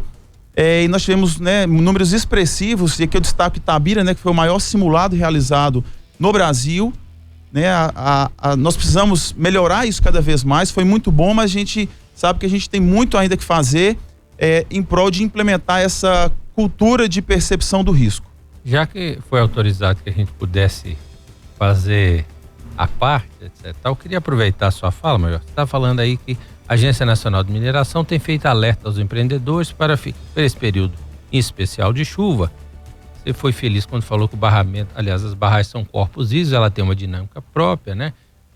Não podemos correr o risco de voltar a ter liquefação, que é o que todo mundo imagina o que aconteceu em Brumadinho, pode ter sido o caso também lá de Fundão, etc. E de outras menores, que a gente não sabe até hoje, né? Rio Verde, Herculano, Itaminas, é só voltar no tempo. Mas a Agência Nacional de Mineração, a FEAM tem um papel fundamental nisso, mas a agência é a responsável pelas operações de exploração mineral no país. Era o antigo DNPM, que funcionou 80 e poucos anos, que no dia 5 de dezembro do ano passado transformou-se em Agência Nacional de Mineração. A agência tem direito, por lei, nós trabalhamos na criação, nas leis que criaram, a 7% da arrecadação de royalties do Brasil. O Brasil arrecadou agora, acabou de fechar, 10 dias, oficialmente, 4 bilhões e 500 milhões de royalties. Um recorde histórico, que vem crescendo a cada ano, etc. e tal. A maior prova do quanto o Brasil é pouco inteligente em subestimar a atividade de mineração. Ela pode trazer muito mais resultado do que ela traz, e ela pode diminuir muito o risco que ela tem se o país acompanhar ela de perto. Né? Um país que relega uma atividade de mineração do tamanho do Brasil a segundo plano, ele não só tira dela, não tira o potencial que ela tem, mas como potencializa os riscos que ela tem. E deixa na mão da empresa o direito de se autorregular, que é uma questão que a gente tem que levantar para discutir. Anos, eu queria aproveitar a fala do Major lá. A agência foi sucateada ao longo dos anos. Primeiro ela entrou naquele... O Brasil tem tanto vício, né, Paulo? O Brasil entrou naquele negócio de governo de coalizão. Devia chamar governo de sem vergonhice, né? De trocar. Trocaram o Ministério de Minas e Energia, que é um ministério técnico, que dá muito pouca visão política, mas dá recurso financeiro, por causa das influências. Trocaram o Ministério de Minas e Energia há 2 décadas com partidos políticos. Eles, ao invés de brigarem pela sua pasta, que quem já exerceu papel área pública, como exerce o Germano aqui, sabe que quando você está à frente de uma pasta, você briga por ela dia e noite, para ela ter mais orçamento, para ela ter mais representatividade, para ela ter mais qualificação. É o contrário. A agência hoje tem a metade dos funcionários que ela tinha há quase 20 anos atrás. Enquanto a mineração de ferro brasileira passou de 150 para 400 milhões de toneladas, ela caiu pela metade. Ela não fiscaliza. Então, se ela não tem orçamento, se não estão cumprindo o que está na lei, como é que você vai exigir dela fazer esse papel? Bom, é essa questão que eu acho que a gente tem que daqui para frente caminhar. Nós também às 11h30, meia hora para a gente finalizar o programa. Vamos dar uma rápida passada para todo mundo, Carol, para que a gente possa fazer então o que cada um de nós pensa a respeito do que deve ser feito daqui para frente. Paulo, antes da gente começar amarrar essa conversa, a gente tem meia hora aí em diante, então eu vou só chamar mais uma vez o nosso repórter, está aí acompanhando pra gente a questão da chuva, trazendo informações. João Henrique do Vale, fala comigo. Bom dia, Carol. Continuamos aqui mostrando as consequências da chuva em Belo Horizonte. Estamos aqui no anel rodoviário, no quilômetro 542, no bairro Olhos d'Água. Vocês podem ver que uma encosta aqui no lado direito da pista, ela cedeu e fechou uma pista no sentido Vitória. Então, obras estão sendo realizadas por funcionários 040, que é a empresa responsável aqui por esse trecho, e elas devem durar 45 dias. Então os motoristas devem ter cuidado aí nesses próximos dias. Por enquanto o trânsito está tranquilo aqui, mas em horários de pico, quando há grande movimentação de veículos, poderá ficar ruim.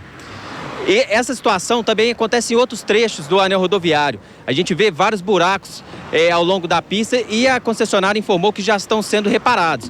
Mas também outros trechos estão com a via um pouco interditada, o que está dando lentidão no trânsito. Em Belo Horizonte também, em outras avenidas, como a Avenida dos Andradas, entre Francisco Salles e Ezequiel Dias, também há essa situação, parte da pista fechada. O DR, um balanço do DR, divulgado hoje, mostra que 40 trechos das rodovias estaduais estão com tráfego retido. E destes 14, essas interdições são de dezembro. Então, vamos tomar cuidado, porque com o solo molhado, encharcado por causa das chuvas, pode ser que a gente tenha mais deslizamentos, mais situações de interdições no trânsito. A gente volta daqui a pouquinho com mais informações. Um grande abraço. Grande abraço para você também, João Henrique do Vale, fazendo essa cobertura pra gente. Fala, João Basílio. E a gente recebeu aqui pedido de doações para a cidade de Raul Soares, uma também das mais atingidas no estado pelas chuvas. E aí um posto de arrecadação aqui em Belo Horizonte, na rua Niquelina, número 50, ali já chegando na Avenida do Contorno, no bairro Santa Efigênia, os principais produtos solicitados para doação: água mineral, material de limpeza e higiene pessoal, alimentos e fraldas geriátricas. Então, quem puder colaborar também com Raul Soares, tá aí o posto de arrecadação na rua Niquelina, número 50. A gente fazendo agora essa finalização, né, amarração desse papo aí sobre um ano do rompimento da barragem da Vale em Brumadinho, e eu vou jogar a bola pro Lucas Ragazzi, jornalista, autor do livro Brumadinho, a Engenharia de um Crime. Ele que fez muitas apurações, acompanhou isso muito de perto, relatou tudo nessa obra maravilhosa, muito bem detalhada. E aí, Lucas, eu queria que você falasse pra gente sobre o que você acha que deveria ser feito daqui pra frente, né? O que você acompanhou desse levantamento que você fez e o que a gente pode fazer, na sua opinião, como jornalista mesmo, de causar essa reflexão, colocar aí o que precisa ser feito. E aí a gente vai fazer aqui, todo mundo dando a opinião mesmo, pra gente pensar numa pauta propositiva. A gente ainda vive essa questão do acompanhamento dos trabalhos em Brumadinho, esperamos respostas sobre Mariana. O que precisa ser feito daqui pra frente para que a gente não tenha que noticiar mais tragédias, mais crimes como este? Pois é, Carol, a gente já disse aqui a importância da atividade minerária para o Estado, para o mercado, para a sociedade. Ela é muito importante, é um setor assim, que a gente não tem como sobreviver sem ele, mas é hora da gente refletir, já passou da hora de refletir, já é hora de agir, da gente pensar na legislação da atividade minerária. Ninguém defende que o Germano ou alguém esteja lá presente todo dia nas decisões das mineradoras, nas minas, mas a gente precisa de uma maior presença do poder público, a gente precisa aumentar a estrutura desse poder fiscalizador dessas mineradoras, dessas barragens. O que a gente viu em Brumadinho foi até uma boa fala do secretário Germano também, decisões de empresários internas que não chegaram ao poder público, né? Fraudes de licenciamentos, atestados de segurança da barragem, que eram completamente fraudados, não atingiam nenhum nível de segurança que era visto como o mínimo aceitável e mesmo assim conseguiu ser validado com o poder público atuando apenas como um carimbador de contratos, porque a legislação leva a isso. A gente precisa de uma legislação mais aguerrida, vamos dizer assim, que possibilite a maior presença, né, dos nossos órgãos fiscalizadores, da própria Secretaria de Meio Ambiente, da Agência Nacional de Mineração mais presente. Então, acho que o caminho é por aí. A gente precisa de que seja mais fiscalizados esses contratos, esses atestados de estabilidade. A gente tem aí a declaração de estabilidade da barragem 1, que se rompeu, que ela tinha um fator de segurança de 0,9 em 2017. O mínimo aceitável mundialmente recomendado é 1,3. Parece pouco, mas não, é um mundo de distância. E esse nível mínimo de segurança, 1,3, ele é recomendado, ele não é obrigatório por lei. Então a gente precisa mudar isso, a gente tem que ser a legislação que tem que deixar as barragens seguras. Germano Vieira, secretário de Meio Ambiente de Minas Gerais, estamos caminhando aí para atingir esse ideal aí dito pelo Lucas Ragazzi? O Lucas colocou muito bem. Eu destacaria 5 pontos que tem que ser o foco de vários órgãos trabalhando em coordenação. Vamos lá. Primeiro, nós temos que acabar com as barragens com essa mesma tecnologia que era utilizada de Brumadinho e que foi também a de Fundão. É a montante. Nós ainda temos 43 em Minas Gerais. A lei citada pelo Lucas foi aprovada no ano passado e ela estabeleceu um prazo de 3 anos para acabar com essas barragens, né? Descomissionar, que é o termo técnico que é utilizado. Estabeleceu 3 anos. Em 90 dias, contado do ano passado, a data da publicação da lei, as empresas tinham que apresentar um cronograma para isso. Quantas? 100% apresentaram isso. Porém, dos cronogramas apresentados, apenas 75% deles ficam em 3 anos. Ou seja, nós estamos falando que 25% dos cronogramas ainda estão fora do prazo de 3 anos. Isso é preocupante, mas é preocupante para os dois extremos, né? Nós não queremos um prazo que seja alongado o suficiente de modo que a empresa esteja postergando investimentos necessários à segurança das pessoas e ao meio ambiente, mas também não queremos um prazo curto de modo que traga algum risco de obra e risco de engenharia. Por isso que nós montamos no ano passado um comitê já em regulamentação à lei de 19 especialistas de diversas universidades públicas com pesquisas na área, para que nos ajudasse a trazer um termo de referência para essas obras. Isso já ficou concluído, todas foram notificadas para readaptar os seus projetos. 19 das 43 já iniciaram algum processo de descomissionamento e esses especialistas, junto com os órgãos competentes, irão acompanhar o desenrolar dessas obras. Agora, mantendo um prazo mais do que 3 anos, aí nós teremos um problema legal, que é um problema, o executivo cumpre o que está na lei, o Lucas falou muito bem, então tudo sempre parte de uma legislação mais rigorosa. Nós comunicaremos então à Assembleia sobre aquilo que nós consideramos, do ponto de vista da engenharia, razoável como um prazo para além de 3 anos. Segundo ponto, Paulo. Antes do segundo ponto, o senhor falou que existem possibilidades de alguns empreendimentos terem um prazo mais alongado. Na pior das hipóteses, o empreendimento que tem o pior de todos os prazos, qual seria ele e que prazo é esse? Hoje, a barragem que está com prazo mais alongado na investigação da engenharia, a barragem de Germano, do Complexo Minerário da Samarco, e dados da consultoria independente que presta serviço ao Ministério Público e ao Poder Executivo, levaria cerca de 10 anos para esse descomissionamento. Quer dizer, Germano demoraria 10 anos e a lei prevê 3. 3 anos. Então terá que ser feita aí uma mudança na lei. E é por isso que nós chamamos esses especialistas, isso está em andamento, em execução, para que passem a lupa em todos os projetos e verifiquem aquilo que eu disse. Se não está alongado o suficiente ao ponto de postergar investimento, nem curto o suficiente do ponto de vista de risco na execução das obras. Isso está em execução, uma vez concluído, os termos já foram para as empresas, elas reapresentarão alguns projetos e nós faremos a comunicação a todos, inclusive aqui no seu programa. Segundo ponto, nós precisamos de fazer com que a barragem não seja a primeira solução. Tá? Terceiro ponto, implantar novas tecnologias. A China, para você ter uma ideia, faz reaproveitamento de rejeito de mineração na ordem de 18%, quase 20% de tudo que é produzido. E lá o teor de ferro é muito baixo. A cada tonelada de ferro produzido gera 4 de rejeitos. Aqui é quase 1 para 1, como o Valdir disse, pela qualidade do teor de ferro. E nós não chegamos nem a 1% de reaproveitamento disso. Não adianta o poder público dizer tem que fazer isso, é uma coisa de mercado. É necessário que o setor da mineração se junta com o setor da indústria, com o setor da construção civil e crie uma economia circular também para esse rejeito, fomentando inclusive uma diversidade econômica. Vejo apenas um iniciar disso. Não vou dizer que nada, eu não vejo nada no mercado. Vejo sim. Dados de licenciamento do ano passado, de 30 projetos que nós tínhamos na secretaria, 26 foram arquivados. 4 apenas seguiram já na nova lei. E esses 26 foram arquivados ou a pedido do empreendedor ou por inconsistência técnica. Ou seja, mostra uma tendência de investimento em alternativas à construção de barragens. Diversidade econômica. Só pra gente correr, porque senão a gente não consegue. Diversidade econômica. Isso não é um papel eminentemente da minha secretaria, mas um papel também de incentivo do governo. Estamos vendo um grande trabalho do governador Zema para mudar Minas Gerais e trazer mais condições, mais ambiente de negócios para vários outros setores, como o da agricultura, por exemplo. Mas no que diz respeito a meio ambiente, conseguimos fazer 2 e muito bem. Primeiro, o turismo ecológico, as belezas das unidades de conservação que nós temos em Minas, conseguimos aumentar no ano passado 9% em visitação.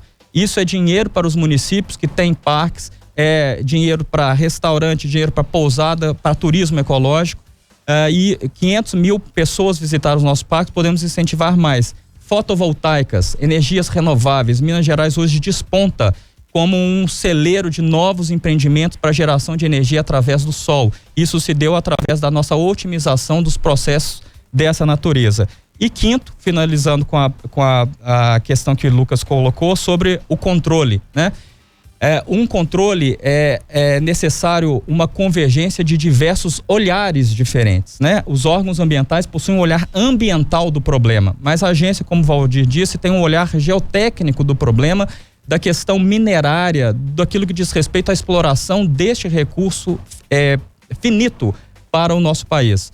Terceiro, existe o olhar da engenharia, da fiscalização dos engenheiros, o CREA tem esse papel, defesa civil para a segurança das pessoas, patrimônio histórico, o IEFA e o IFAM para a parte daquilo que é acautelado, protegido, enfim, é uma gama de órgãos que precisam ser incrementados, estruturados, para que a gente tenha, do ponto de vista dos seus atores, uma coordenação harmônica dos trabalhos, para que a gente não dê margem para nenhum tipo de passagem fraudulenta à margem da lei. Isso, a cooperação internacional que nós fizemos no ano passado com a Holanda e com a Inglaterra tem ajudado muito a implementar em Minas Gerais como piloto um núcleo de monitoramento dessas barragens, algo inovador que poderá inclusive ser compartilhado com outros estados que tragam dados abertos para toda a população, fazer o controle social, utilizar a interferometria, que é aquele monitoramento de satélite sobre eventuais deslocamentos, enfim, uma gama de tecnologia para que a gente coloque os dados públicos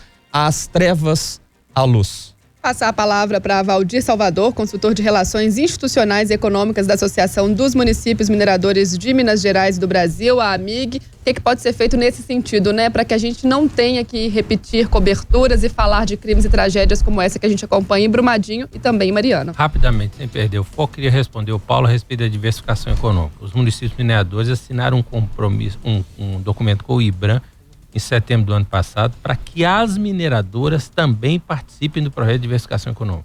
Elas são grandes compradoras, são âncoras que podem atrair produtores de insumo e serviço para nossas regiões. Nós vamos colocar isso em prática em muito pouco tempo, porque, como eu te falei, Nova Lima é uma privilegiada. Mas como que você faz isso em Paracatu?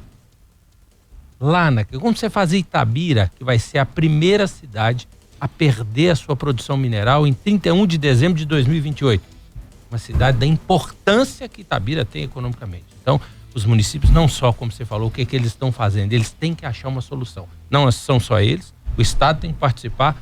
O royalty, uma das principais funções do royalty, e o royalty não é pago só ao município, é pagar o Estado e a Federação, é para fazer com que os municípios sejam atraentes a outros negócios além da própria mineração. E isso tem que ser rigorosamente cumprido e foi aprovado agora há muito pouco tempo. Agora, em relação a voltar ao que não aconteceu, vou dizer um ponto que eu falei em off aqui há poucos minutos com o Paulo. Enquanto não tiver uma agência nacional de mineração forte, nós vamos passar por sustos como esse. Não estou falando susto como acidente, não. É como esses da gente ter que falar aí. Suspende 19 barragens, porque o acidente é inadmissível. Não há economia, por mais fundamental que ela seja, que possa sequer relativizar o que é morte com a economia. Não tem conversa.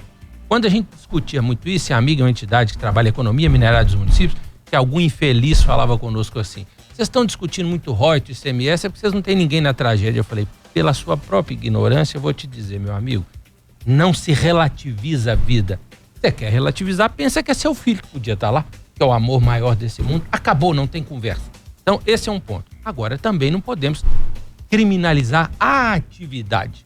Ela é essencial à vida da gente. Se nós deixarmos produzir minério em Minas Gerais, nós vamos ser um grande importador de minério sem transformar essa riqueza aqui. É fazer mineração de extrema qualidade. Então, primeiro, tem que se dotar a Agência Nacional de Mineração das mínimas condições para cumprir o papel dela.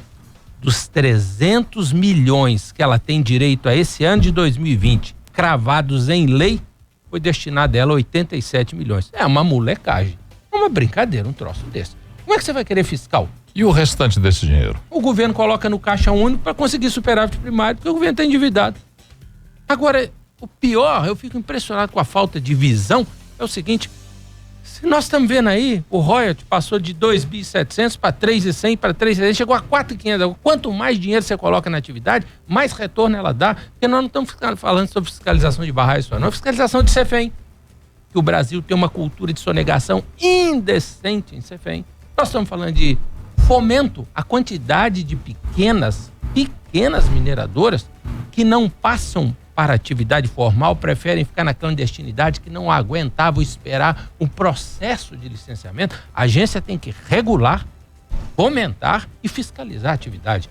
Então é preciso fazer isso para que nós tenhamos no futuro orgulho de sermos Estado minerador, porque tem jeito de fazer isso, né? Então nós estamos trabalhando dia e noite para isso. E encerro dizendo o seguinte: o Germano falou uma coisa aqui há poucos minutos que eu queria ressaltar. O Sistema Nacional de Segurança de Barragem do Brasil é o mesmo da Austrália, de um país que é o nosso maior concorrente, que não pode nem se quiser comparar acidente, porque é absurdo o que aconteceu aqui em relação ao histórico que tem de lá.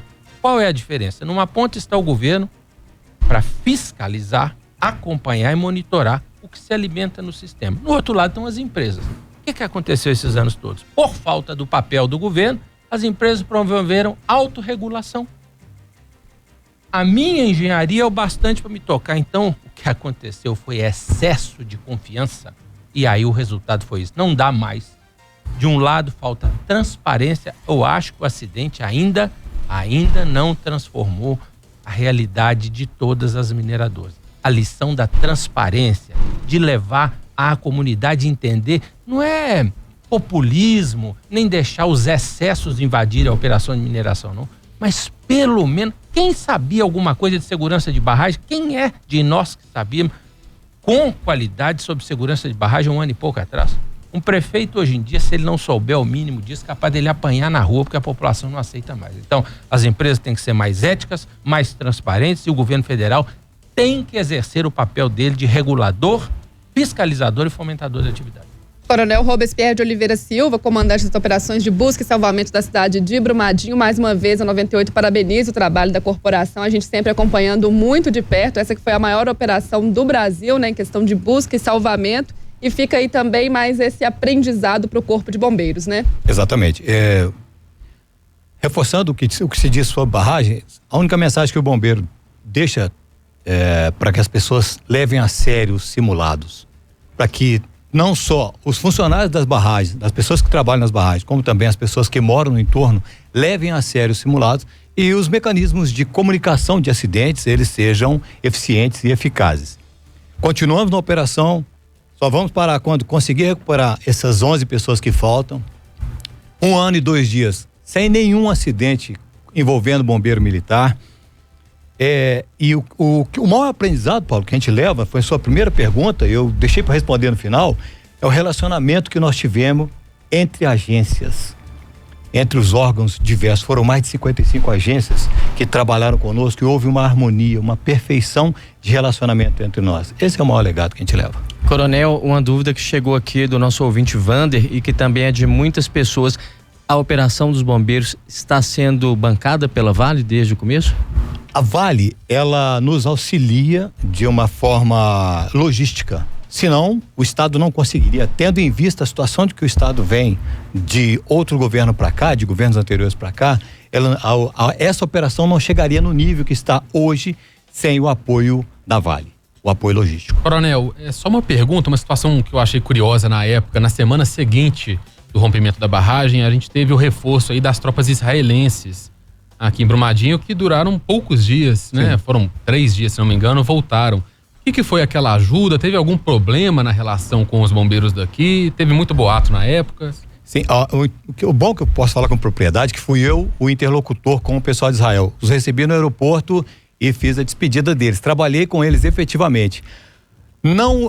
Eles ajudaram no que foi possível. É uma tropa muito especializada em salvamento em nível mundial. Eles fizeram o que esteve ao alcance deles. A partir daquele momento era só recuperação de corpos. Então era uma subutilização de uma força extremamente especializada. Deixei para finalizar aqui com o Major Eduardo Lopes, superintendente de gestão de desastres da Defesa Civil de Minas Gerais. Já falou para a gente sobre a questão dos simulados também, feito nessas questões das barragens e também sobre os alertas. Eu acho que precisa reforçar também, já que a gente vive esse período de chuva, essa questão da colaboração da população e do trabalho preventivo da Defesa Civil. Sim, então vamos reforçar então, né? Convidamos a todos para realizar o cadastro no sistema de alertas, onde, né, o cidadão recebe uma mensagem de SMS falando da situação, de eventos severos, aqui eu falo de tempestade, chuvas fortes, vai receber isso diretamente no seu celular. Então é só mandar o seu CEP através de uma mensagem de texto para o número 40199. E queremos agradecer nessa oportunidade, contar com a colaboração de todos. Estamos ainda no período chuvoso, requer muita atenção. Os últimos acidentes, né, que infelizmente acarretaram essas últimas mortes no nosso estado, grande parte deles estão associados a deslizamentos de encostas, de terras, ou seja, riscos geológicos. Esses solos, né, os terrenos ainda estão muito úmidos, molhados. Não é porque a gente tem visto o sol, né, reaparecer que nós podemos deixar de ter atenção com esses cuidados. Qualquer dificuldade, né? O nosso telefone de plantão é o 99818-2400, aqui da Defesa Civil Estadual. Repete, por favor. 99818-2400. Fala direto, né, com o plantão da Defesa Civil Estadual. Logicamente, todos os municípios deveriam ter defesas civis municipais. Esse é um grande desafio da Defesa Civil Estadual esse ano, que é fomentar, instigar os 853 municípios terem defesa civil. Quero só citar um exemplo. Em muitos desastres que nós vamos, eu falo do desastre aqui é porque eu sou superintendente de desastres. Logicamente, a prioridade deveria ser a prevenção. Nós temos uma pasta específica para isso. Mas quando a gente vai num cenário que já está ali deteriorado, ao invés da gente dar um apoio, muitas vezes a gente tem que ir lá estruturar o município para poder atuar. Se ele já tivesse um coordenador de defesa civil devidamente nomeado, preparado, qualificado, e o Estado dá todo esse suporte. Nós temos uma escola de defesa civil. Só que, infelizmente, por exemplo, nós temos agora um ano eleitoral. Se mudará a gestão do município e em grande parte, né, do nosso Estado, também se mudarão aqueles coordenadores. Então, o retrabalho, às vezes, todo ano da Defesa Civil tem que preparar, realizar cursos, qualificar. Então, fica aqui, né, uma convocação aos prefeitos que se atentem mais. A figura do coordenador municipal de defesa civil não é somente aquela pessoa com disposição de pegar um facão, de ir para a rua, cortar uma árvore. Ele é muito mais um interlocutor, um gestor, aquele que tem a capacidade de participar no plano diretor da sua cidade, apontar onde os recursos devem ser implementados, principalmente nas questões estruturais, porque assim nós evitaremos os desastres. Costumamos falar, né, que o investimento de $1, né, essa é uma referência mundial. Quando você investe $1 na prevenção, você deixa de gastar outros 7 na recuperação. Então fica aqui o nosso chamado, né, a esse investimento na prevenção. Agradecer demais e também parabenizar pelo trabalho da Defesa Civil. A gente sempre falando sobre a importância do trabalho de vocês na questão preventiva, na questão depois que o fato já aconteceu também. Pode falar, Paulo Leite. Não, eu queria fazer 3 observações. A primeira é uma observação prática. A Federação das Indústrias de Minas Gerais está mobilizando as empresas a elas associadas para que façam doações, e o telefone para os empresários é o 3263-4317, 3263-4317, para que as empresas, as indústrias possam fazer doações àqueles que necessitam por conta do risco da chuva. O segundo apelo que eu faço é um apelo cidadão, mas que vem também como o peso editorial do trabalho que fazemos, é que todos aqueles prefeitos que se candidatarem, e aqui nós vamos cobrar os da região metropolitana, apresentem nos seus planos de governo registrados em cartório projetos para prevenção, particularmente na região metropolitana, prevenção dos efeitos que a chuva causa sempre, a todo ano, repetidamente. Em 1982, eu estava nas ruas cobrindo o rompimento da ponte do Perrela. Nós estamos falando em 38 anos e estou outra vez falando da mesma história. Terceira e última posição, e essa é editorial, é nossa, da 98. Nós estamos aqui sempre abertos para discutir quaisquer que sejam as possibilidades de transformação da nossa cidade, do nosso estado e do nosso país. Essa abertura se dá por um princípio que é um princípio editorial. Nós não estamos fechando nós não fechamos questão em nada. Nós temos a nossa opinião, amplificamos a nossa opinião e sempre aderimos a ela, a opinião dos atores da sociedade, dos cidadãos, dos nossos ouvintes, para podermos evoluir. O sentido máximo da cidadania é a conquista da evolução. Se o cidadão, agindo e atuando como cidadão, conquistar a evolução de todos nós estaremos cumprindo o nosso papel como veículo de comunicação. A gente tem que finalizar o Central 98, edição especial, hoje falando sobre o rompimento da barragem da Vale em Brumadinho, completou o ano no último sábado, falando também sobre a questão das chuvas que atingem BH, região metropolitana e municípios mineiros. Agradecer demais a presença aqui do Coronel Robespierre de Oliveira Silva, comandante das operações na busca por salvamento na cidade de Brumadinho, do Corpo de Bombeiros Militar de Minas Gerais. Eu que agradeço Valdir Salvador, consultor de Relações Institucionais e Econômicas da Associação dos Municípios Mineradores de Minas Gerais e do Brasil. Um prazer receber o senhor aqui. Germano Vieira, secretário de Meio Ambiente de Minas Gerais. Lucas Ragazzi, jornalista, autor do livro Brumadinho, Engenharia de um Crime. E Major Eduardo Lopes, superintendente de Gestão de Desastres da Defesa Civil de Minas Gerais. Eu acho que foi um ótimo bate-papo, uma pauta bem propositiva, e a gente espera que essa seja a reflexão, o debate que a gente continue tendo daqui em diante, para que a gente possa esclarecer o que aconteceu, entender os fatos e agir de maneira que a gente evite mais desastres, mais tragédias no futuro. Carol, convido todo mundo a seguir as redes sociais do Meio Ambiente Minas Gerais, Twitter, Facebook e Instagram, para terem acesso mais rapidamente a todas essas informações. Muito bem, eu lembro sempre que o Central 98 é um oferecimento da Claro, onde tem o Sol da Claro, tem diversão e tem também oferta de smartphone. Vá até uma loja Claro e confira. Univeritas, o que você leva transforma o seu futuro. Antes da gente finalizar, recado do João Basílio. É um recado para você que é pai e mãe e tá buscando o melhor para o futuro do seu filho. Está em andamento a admissão de 2020 no Colégio São José e com novidades, viu? Tem plataforma e material didático do Bernoulli, que é um colégio top 10 do Enem no Brasil há 10 anos. Tem o programa bilíngue da Universidade de Cambridge e a nova escola de esportes do Minas Tênis Clube. Colégio São José, 83 anos de tradição no bairro Floresta, ali pertinho da Contorno, desenvolvendo potencialidades, cidadania, direitos humanos e a espiritualidade cristã em seus alunos. Colégio São José Escolápias, cuidado e qualidade que cultivam vidas da educação infantil ao ensino médio. Acesse o site lá para conhecer melhor, csjbh.com.br. Na edição do Central Especial 98 de hoje, a gente agradece aí a produção do Lucas Raj, participação, claro, sempre da rua, trazendo informações, João Henrique do Vale, no controle mestre Rafael Lipovetsky. A gente continua te deixando muito bem informado aqui durante a programação da 98, temos as edições do Redação ao longo do dia, às 4h a gente também volta com mais notícias para você no Rock News. Fala, Paulo. E agora a gente fica com quem? Com 98 Futebol Clube.